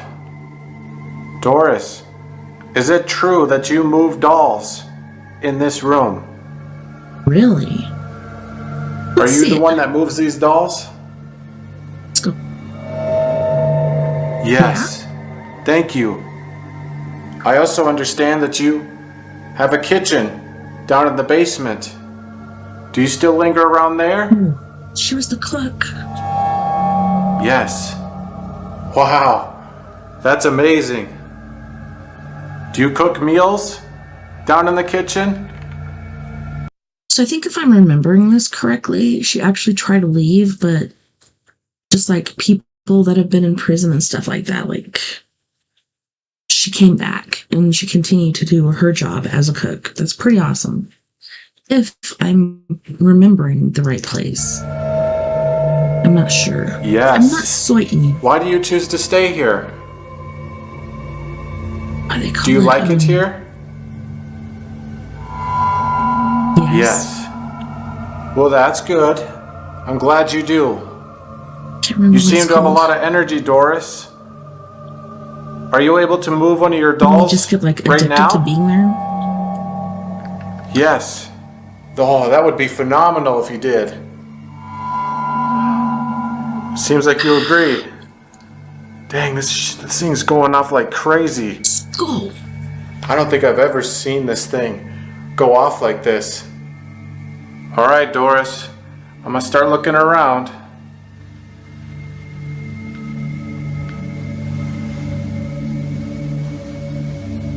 Now those Mrs. Santies over there in the corner are creeping me out. Oh, they're so pretty. Which doll are you gonna move? Dollies. Ooh. Oh, okay, thank you. I heard that. Holy moly, which doll moved? I can't even tell. There's so freaking many of them. Which doll did you move, Doris? It sounded like the one Did you on the move her chair, again? but it could have been the one by the wall. I'm getting nervous. Use as much energy as you need. Dude, was she okay? I just saw that one. That one just moved. Holy moly. I got goosebumps all over. Oh God, I can't believe I just seen that. She just moved all my on her goodness. own. Creepy. Wow. She's like, check out her ruffles. Thank you so much, Doris. That pretty I lacy feel like she ruffles. is staring into my soul right now. This is a beautiful doll. Is this one of your favorites? Whoa, what the Whoa. Dude, her hair just moved. Yeah, I saw Holy that. moly. She She likes just those caressed her ringlets. hair. Dude, I just saw Check out these that. ringlets. Wow.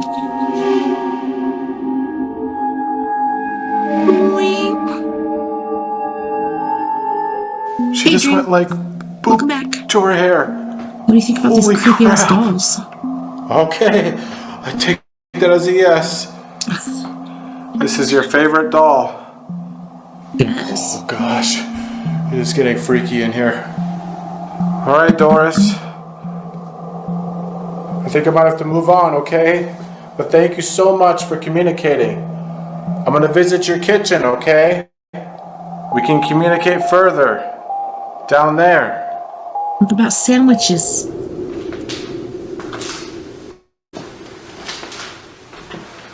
What the heck? You can hear like the tiles moving. What the heck is that thing? Looks like a horn, like an announcement horn. Looks like a horn of some sort. Yeah, That's really weird. I'd say. What is that thing? I don't even know. See the wires going to it? It's like an attached to announcement something. horn. Comment below. Like everybody if you know come what for that is. lunch or I have something. no idea. Intercom? Whoa. What the? I just saw Did that. that just turn on or did I leave it on? What the hell? I honestly hell? can't remember if I actually like left them on or I just they saw just it, turned like, on. Like buzz up. I don't know. I have to look back at the footage and see later.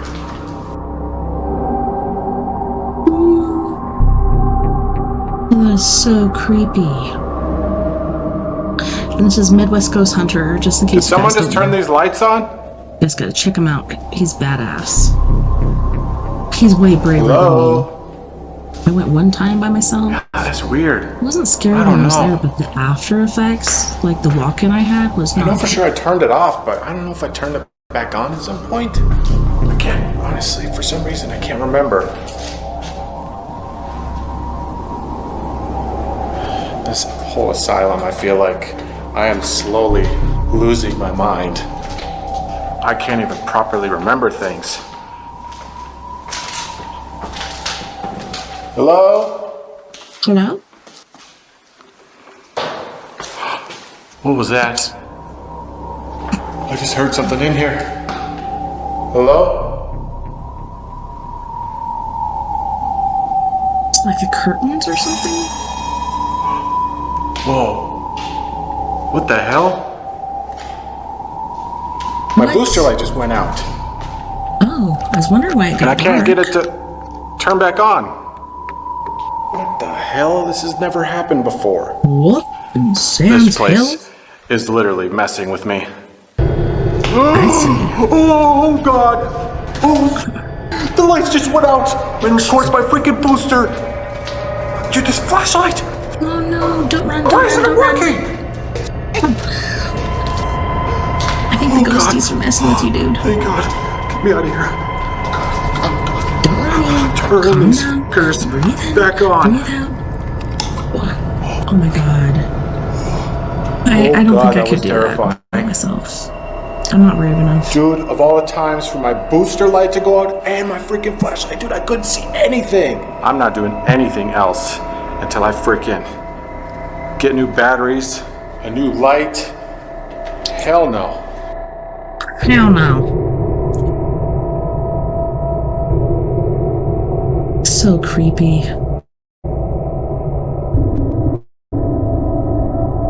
Honey boo boo child. Ain't no way.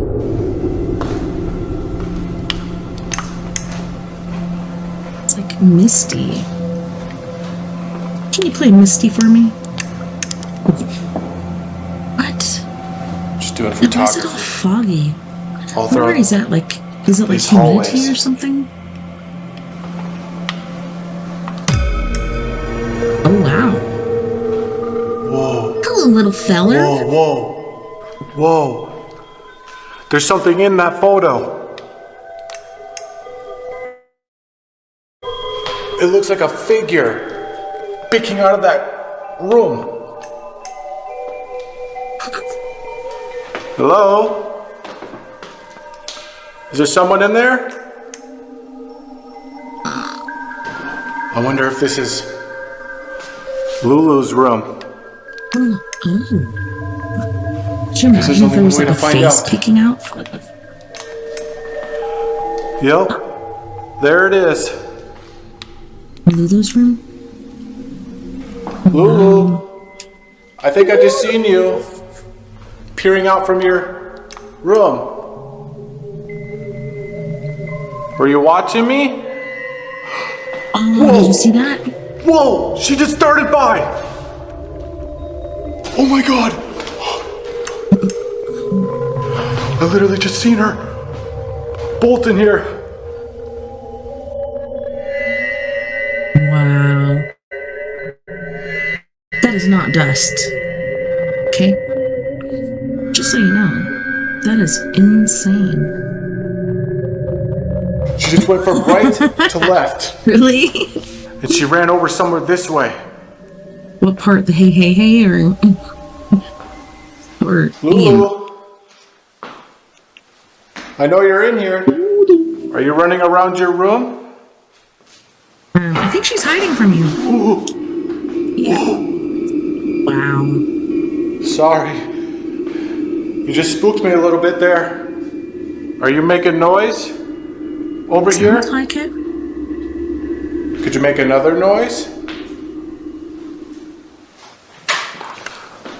Whoa. I'm trying to take a whole bunch of photos. Getting orbs. Wow, lots of orbs. She is definitely in here. Wow. You have a very beautiful room, Lulu. Is that one of the cribs? That crib The old is cribs a that you disgrace. used The baby's gonna escape? when you were a mother? I'm very sorry Mammers? about the horrible things that happened to you Oh, this is the chick that was repeatedly while you were here. R-worded. Sad. Could you show yourself I once wonder if that's a again? picture of her on the wall. I just got a bunch of orbs floating around that chair. It's as if she's sitting in it. Lulu, if that's That you has- sitting in this chair. Oh my God. What was that? Holy crap. I just heard her out here. I just heard her voice echo through here. Play it again. She is roaming this entire floor right She's now. gonna get extra charges for that. That was totally freaky.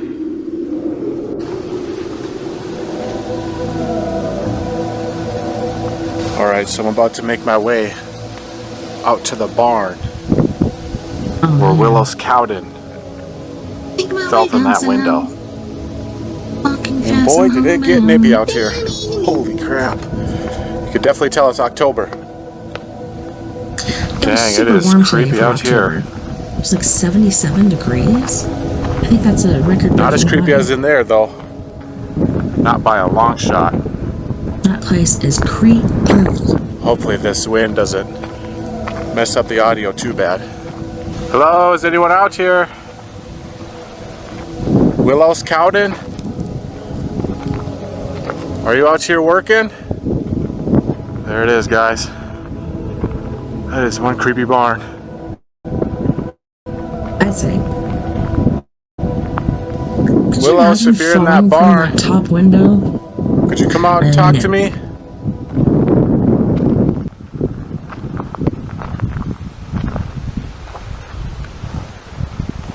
Get my flashlight out here. Hello? I came up to the sky. Willows, if you're in here, could you show yourself? Willows, Are you in here? Maybe he's just saying it weird because he's from the Midwest. I don't know. Is it Willis or Willows? If you're in here, could you make I a think noise? it's Whoa. That came from above. What the heck is that? I don't know. I can Willows? hear stuff on top of my roof, and Is it that always you sounds working right up on there? top of where I'm at. Creeps me out. Are you still baling hay? Yup. Whoa. Dude, he just responded. I swear to God, I just heard a yup. Thanks for If you talking can't with hear me, very well, Willows. put on some earbuds or headphones. What was it and you can like hear falling better. from that window? Oh God. What happened?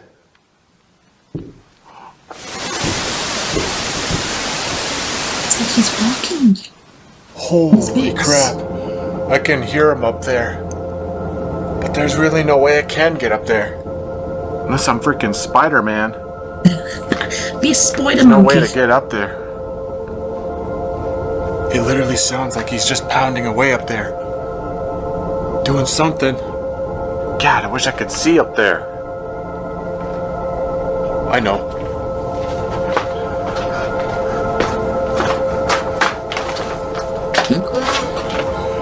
There's that window out here. I can look up at that. Oh, weird. Willows, I wish I could go up there and see. Like, are you up what's there, buddy? there.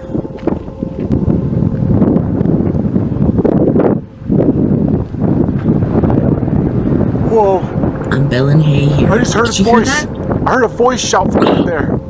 Did he just shout at me through the window? Willows, if you're up there, could you look out the window? Oh, wow. No way, no way, dude! I saw that. I Did just you see that? saw him in there. Holy shit, dude! He just peeked out from the freaking window. Can't Oh believe the my evidence he god, catches. It just dude, blows that was my so mind. insane.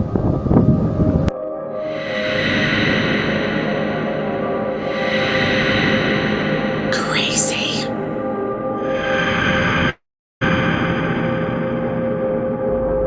Thanks, buddy. Holy crap. I won't bother you too much more, alright? I mean, what else can I do? I can't get up there. Go away, I'm working. Honestly, I'm not gonna be going I'm up baling there. hay here. There's no way you'd be catching me way up there. It's like either help Hell no. or find your way God somewhere damn, else. just imagine falling from that height. That at least has to be like 50 feet up. All the way down. Yeah, forget about I'm it. gonna let you get back to work. I'll see you later, my friend. Salute. Have a good night. I am speechless. What just happened? I feel like I just made a new friend back there.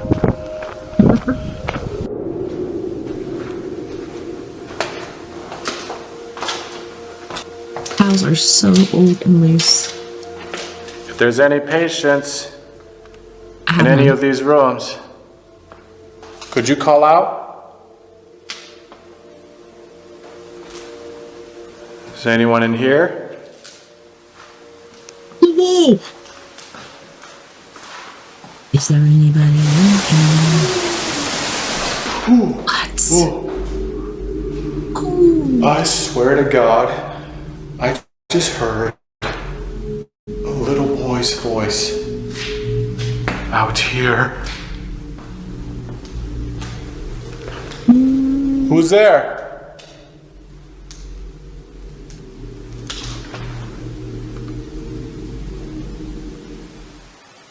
Hello? I think I would have ran away a long time ago. Whoa. Wow. It just came from in here. Wait. This is Is there all Noah's kinds room. of toys in there? Noah, Noah's? I think I just heard you. This room's a mess. Somebody fix that. Was that you I just heard talking? Wow. Dang. Look at all these toys. They're just sprawled out everywhere. Yeah, that kid's busy. Noah, if you're Tell in you here, what? I'll tell you I'd just like to be what. your buddy, okay? Could you say your Buddy-o name? pal, buddy-o pal, buddy-o. Oh, this cute teddy bear. Hello? Are you there? I see you've got a lot of toys. Could you move one of them? Oh my goodness. That One of ball? those balls or something. Over there? I'm saying he's got a lot of It almost balls. seems like he's a One of little them's gotta shy. move. Something's gotta move. I just heard him talking just a little bit ago. I'm not hearing or seeing anything though. Is that a picture of him? Right there. So this is I wonder if that's what he looked like. You feel bad for kids that had to grow up at asylums Noah. or poor farms. I'm gonna let you continue Orphanages, like, to it play or sucks. whatever you're doing in here. Thanks for talking though.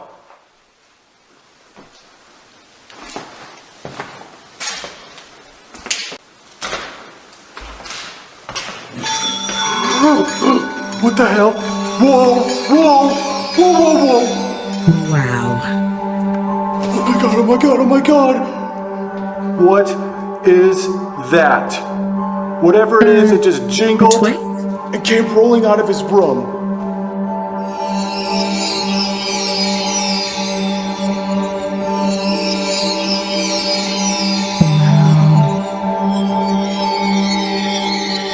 Can you imagine if you saw a little kid ghost hand push it? Holy crap! Creepy. Dude, what the heck is that thing? It looks like some Jingly old toy? rolling toy or something. Holy moly. Back in my day, all I had Dude, was a this thing stick just rolled and a hook. out of his room. Just kidding. Thank you, Noah. Thank you so much.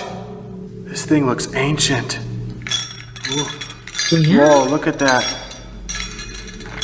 Oh, dude, this thing rolls forever. Is that,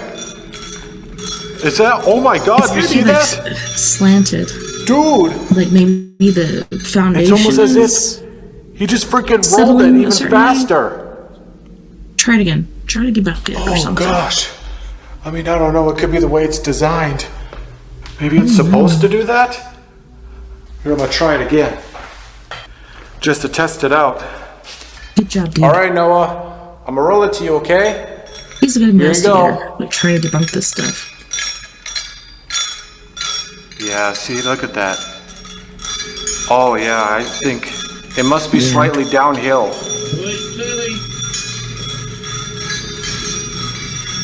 All right, Noah.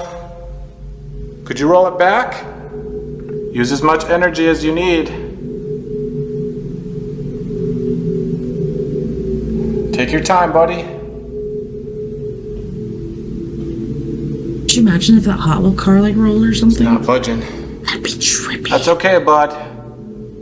Again, it's crazy that it rolled out like gonna that. go ahead and move especially on, since alright? the foundation is settling watch. at a slant. When I walk away, that thing's gonna come rolling out here again. That'd be amazing. Watching. Mhm.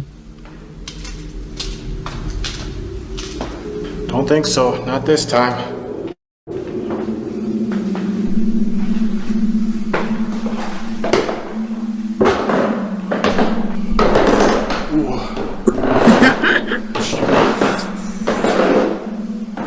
is sturdy as hell. Whoa.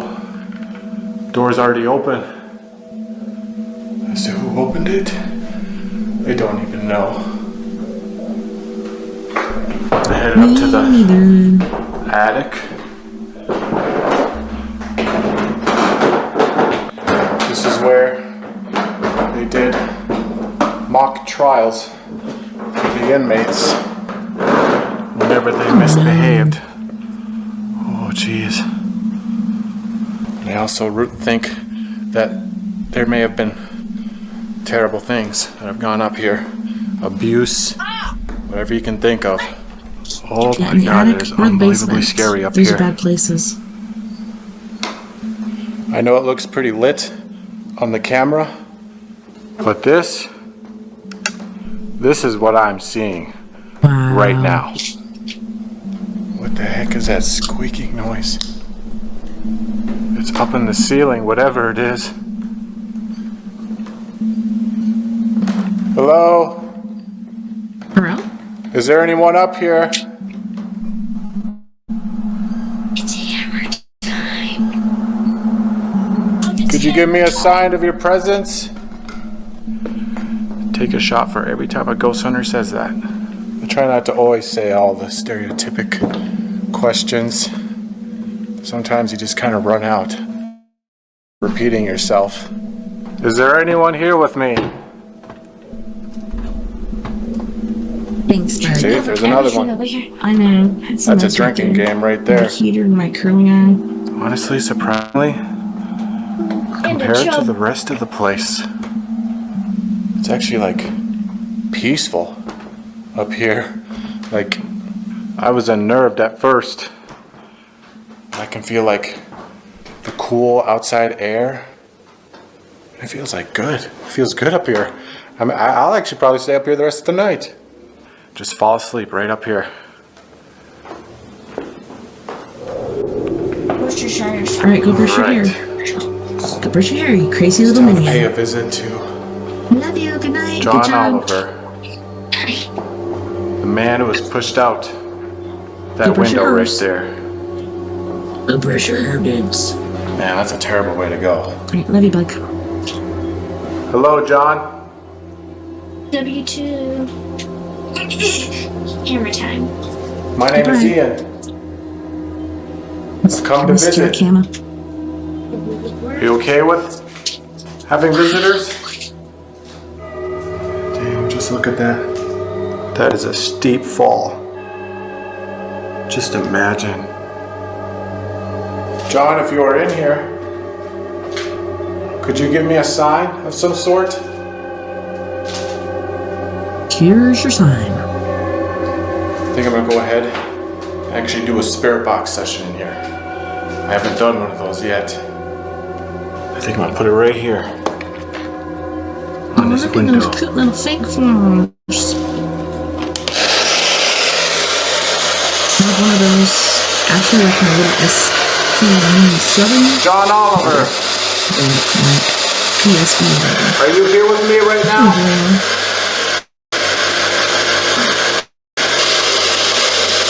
Who are you? That sounded like, who are you? My name is Ian. I'm here to visit. Is that okay? Yeah. You just said yeah. John, is it true what happened to you?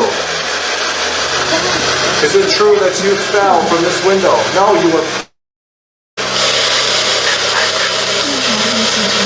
I couldn't tell what it just said right there.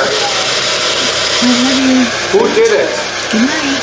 What are the names You have a good of day. the See you people who tomorrow. pushed you? What does that say?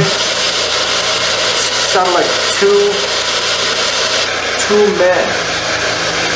Are you saying that two men pushed you out of this window? Well, that's not good.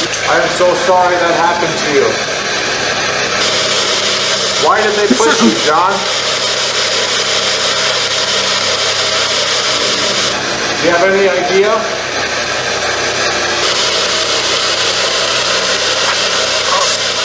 I had trouble making out what that said right there. He's definitely responding though.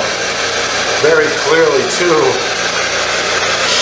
John, I hear that people hear you whistle.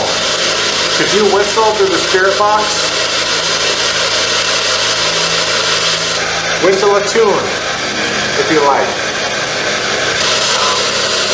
Sounded like you said no there. That's totally fine, John. You can do whatever you want. I'm just here to keep you company.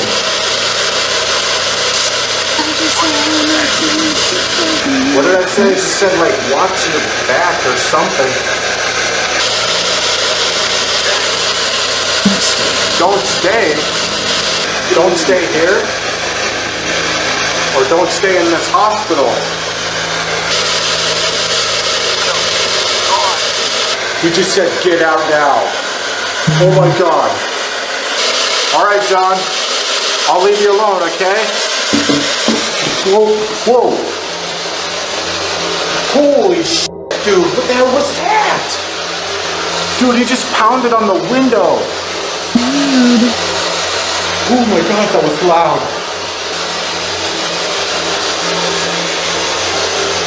Alright, John.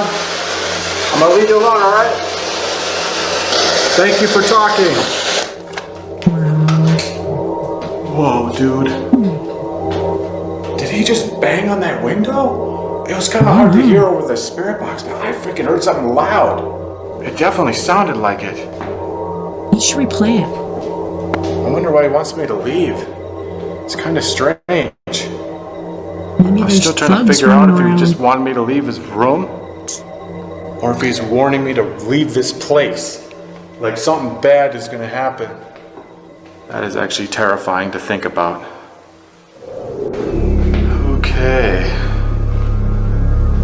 It's now time to go down to the basement. And as you can probably guess, yes, that is the area I'm dreading the Braver most. than me. There's a lot of freaky stuff that goes on down there. And I don't want any part of it. Except, well, I do. It's kind of a love-hate relationship, really. Right? I do, but I These stairs are don't. freaking me out. Oh God. Okay, here we are. I am freaked out already. I barely stepped foot. Freak out. Yeah, freak. What the hell was that? I wonder if that's where they put the Barely bad got kids. here. I freaking heard something already. Please be a mouse or a rat or something. That's a big mouse or a rat, if it You was. know you're in a scary place when you'd prefer to run into a rat. Who's in here? Did you just bang one of these boards? Bang it. Show yourself.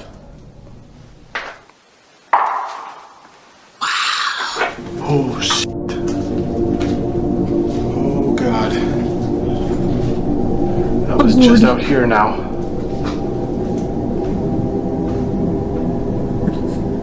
Who's there?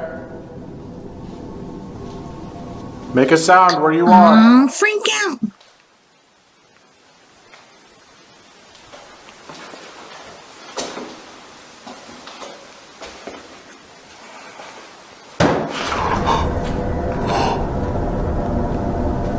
Holy crap. That was in here. Oh, holy shit. What the hell is Oh, that is freaking Oh weird. my God. There are literal bodies in here.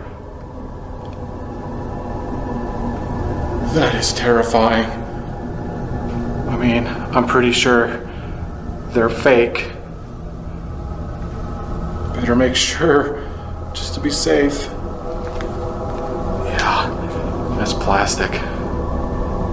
That is still unbelievably creepy. That is creepy. This must be the AF. makeshift morgue. The morgue where they What the heck is that? stack bodies. Right No. here. It was right along this wall. I don't like it. Are there any spirits of those who were kept down here?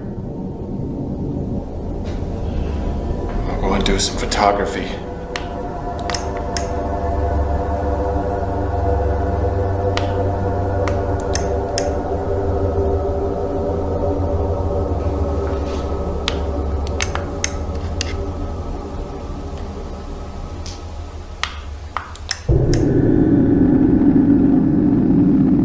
What is that?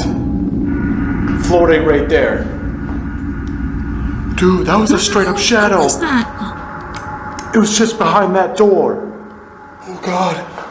Who's over? Sorry, I want to see what just happened.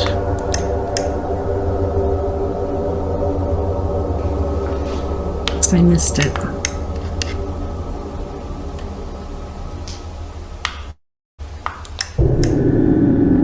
Ew! Very What is creepy. that? Floating right there. Dude, that was a straight up shadow. It was just behind that door. Oh God. Who's over here? There's nothing here now. Like some kid or something? Some creeper kid?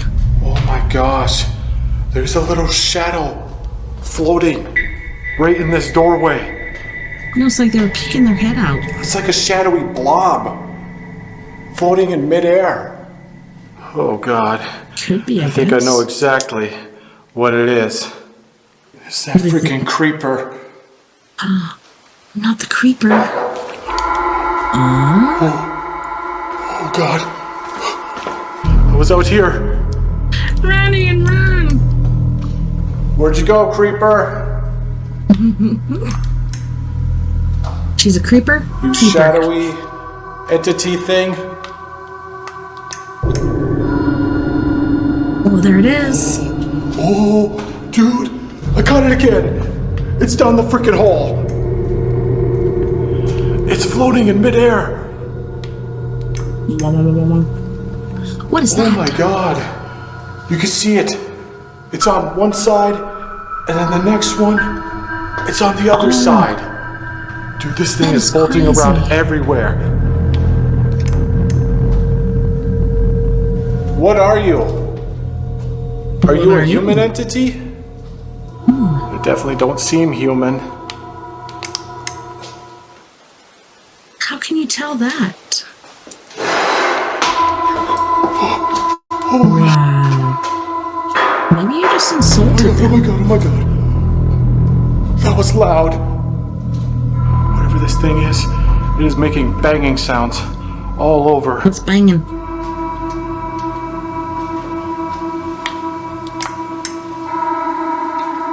Oh my gosh. It looks like it's in there now. The camera makes funny Creeper. sounds. Where'd you go? Where'd you go, creeper? Where'd you go? Oh, hell no. Hell no. Hell no. Hell no. What the hell was that? That's What the hell was crazy. that? Whatever it was, That's the buzzer, I don't dude. want to know. Okay. I ran outside for a little while, but I came back. Let's investigate a little bit of a less scary area.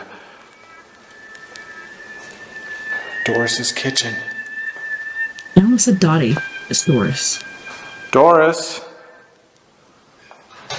Whoa. Is that feather? What the heck is that? What the heck is that? What the heck is that? It's coming from this fan.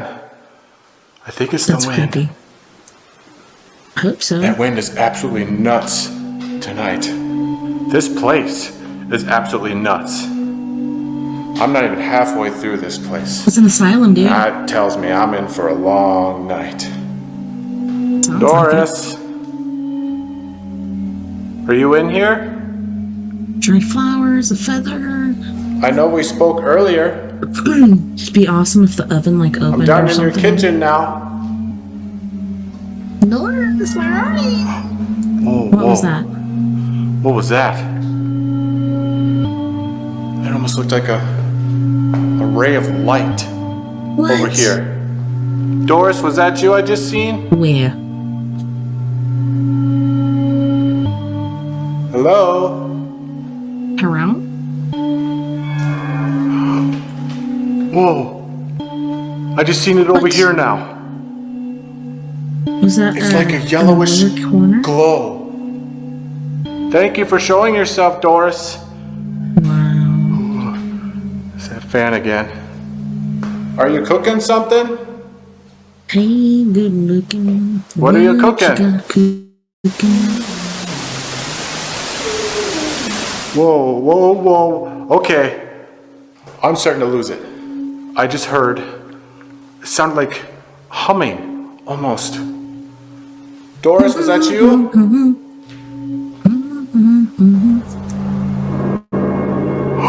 Whoa, did you see There it that? is again. That same glow.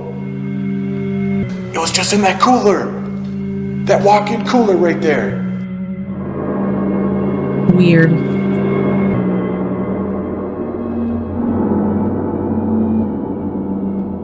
Are you in this cooler?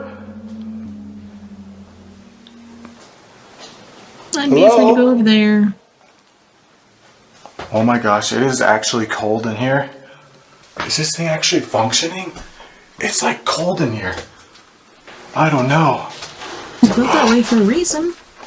I'm hearing noises out there Wouldn't now. it suck if the door just like Where are you slammed? now, Doris? Over there? She is in here, just doing her thing. Doing her fine. Running out of time. I got more areas to cover. I just want to thank you, Doris, for everything. Thank you.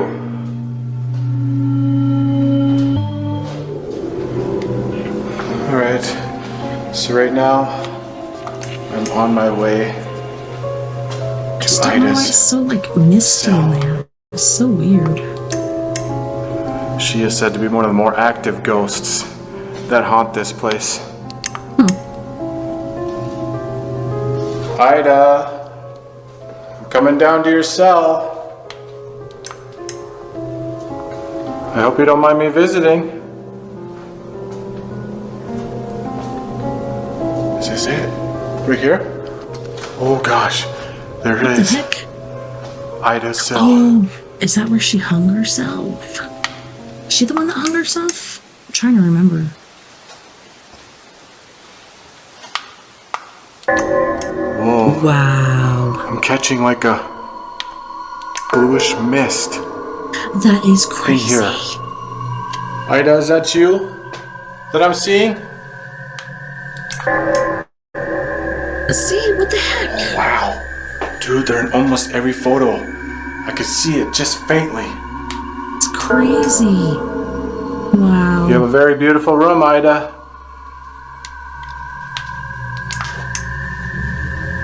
Are you up for having a visitor?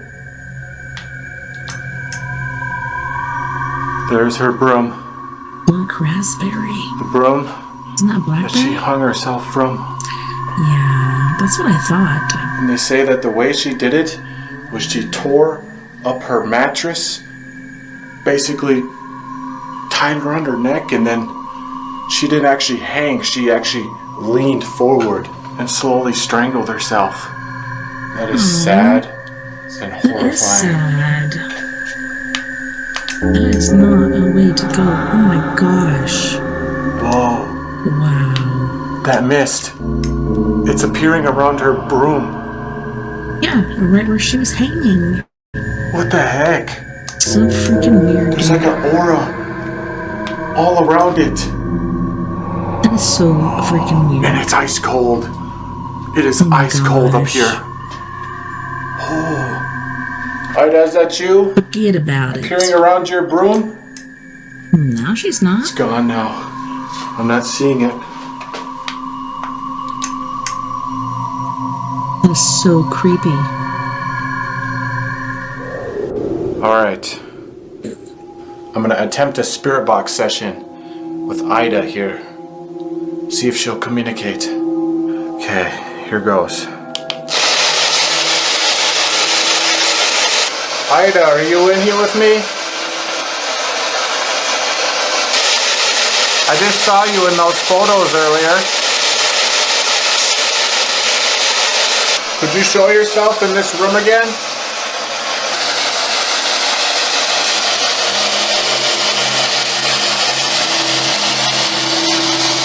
Ida, my name is Ian. Could you say your name through this device here? Whoa. That sounded like a female on there. Ida, that was you. Could you speak again? It was hard to make out what you were saying. Ida, why do you still linger here? You know you're free to go, right?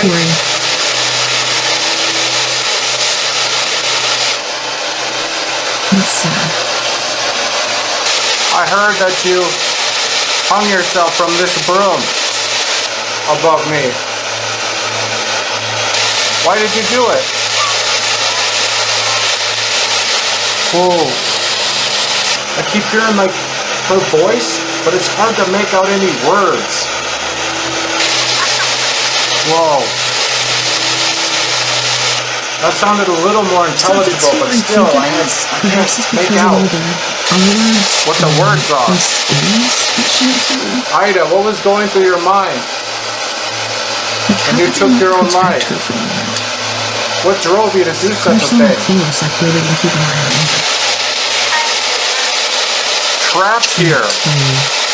You felt trapped here? I am so sorry. You know you don't have to stay here anymore, Ida. This place is completely shut down now.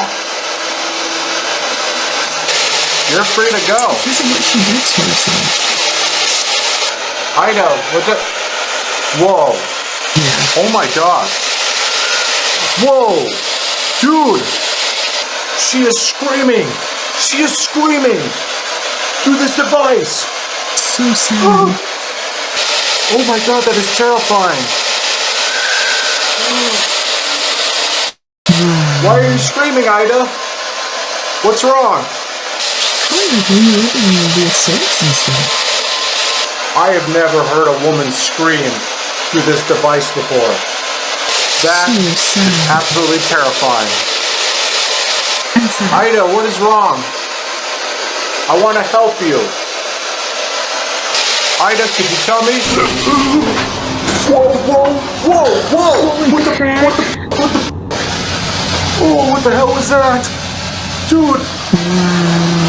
Her broom just went crazy! Wow. That's how she hung herself.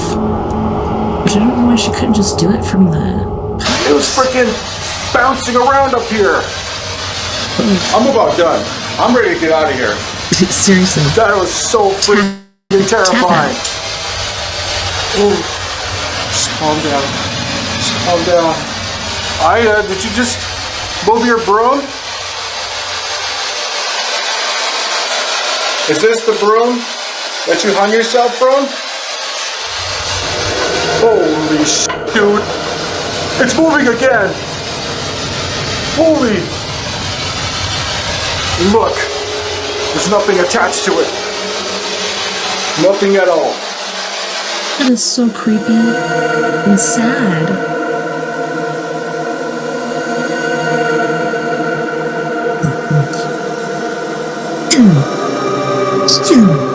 What is that? Choked announcement.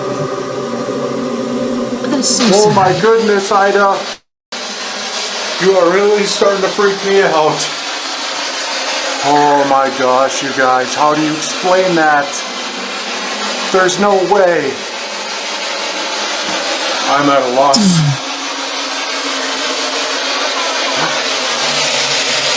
What did she say? Alright. I'm sorry, Ida. I'm clearly bothering you.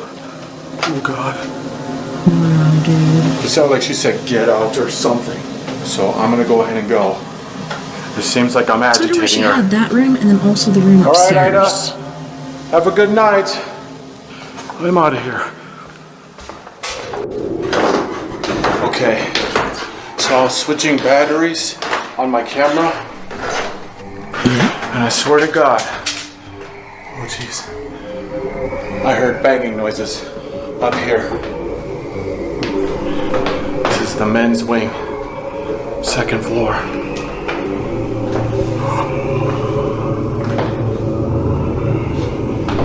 I mean, it is windy outside, so I cannot rule that out.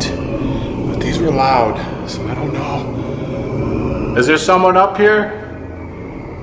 Making noises? Yeah, I don't know. I mean, I'm starting to think it could be a false alarm. Wow. Maybe not. Whoa. That definitely sounded like it was in here. Sure, dude. And you know what? If you look out there. The wind has stopped. Yeah. Oh, So- there goes it. It blew again. But That totally rules that out. Which is scary because those sounds were so it's like loud. something knocked on the I nearly pissed myself. inside of the Luckily I door. wasn't recording. Like the door frame.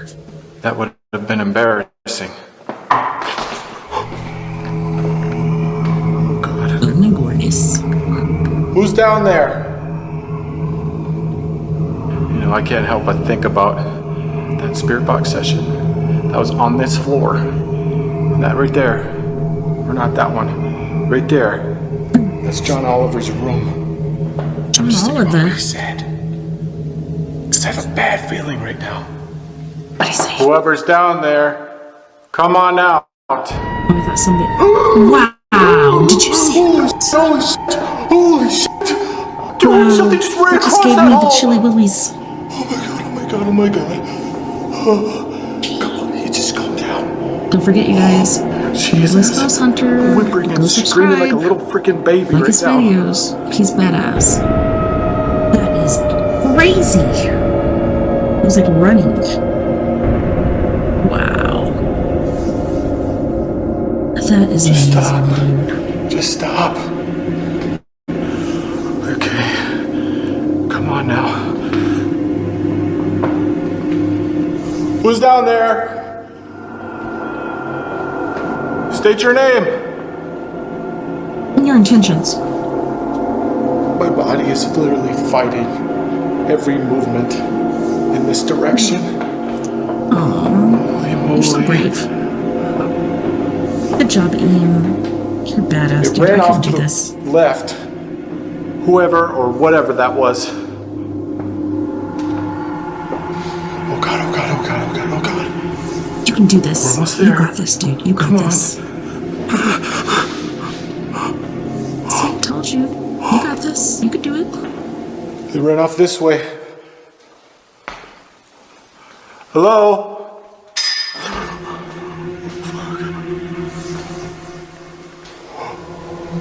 What the hell's that sound?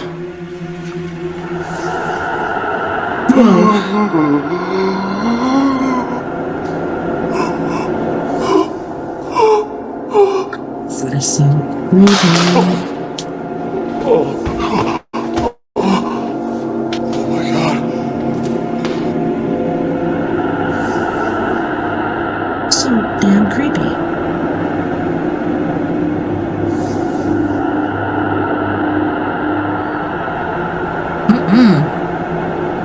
Forget about it.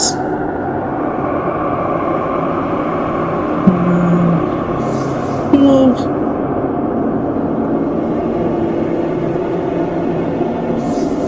Nearly fucking passed out. Oh god. Oh god. I'm gonna pick up this flashlight. And I am done.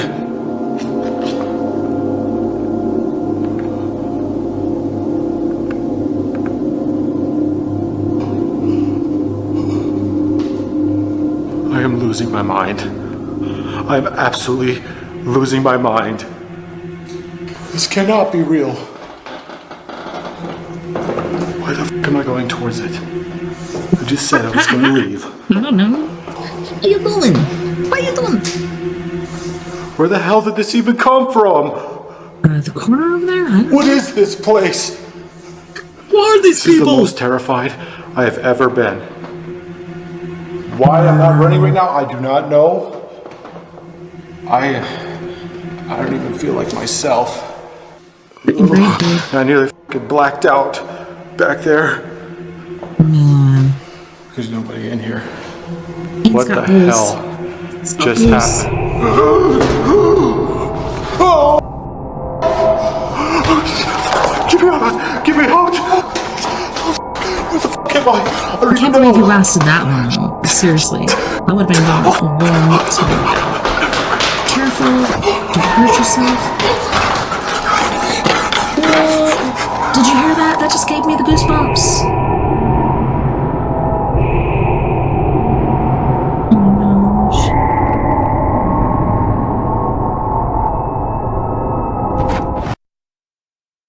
Whoa, dude. That was intense. Anyways, thank you so much once again for joining me tonight on We Are Paradox Media's Late Night in the Rockies. I hope you guys have an awesome Halloween, and yeah, definitely send me some pictures. Let me know. Hey D-Roy, yeah, let me know how your Halloween goes, and send me some pictures of your costumes. I definitely want to see them for sure. Thank you to all of my friends on We Are Paradox Media's Facebook, KPNL Radio, eTalk Radio, Twitter, Spreaker, iHeartRadio, wherever you might be listening or watching tonight. Beyond the Omniverse, I had a wonderful time. Can't wait to do it again next weekend.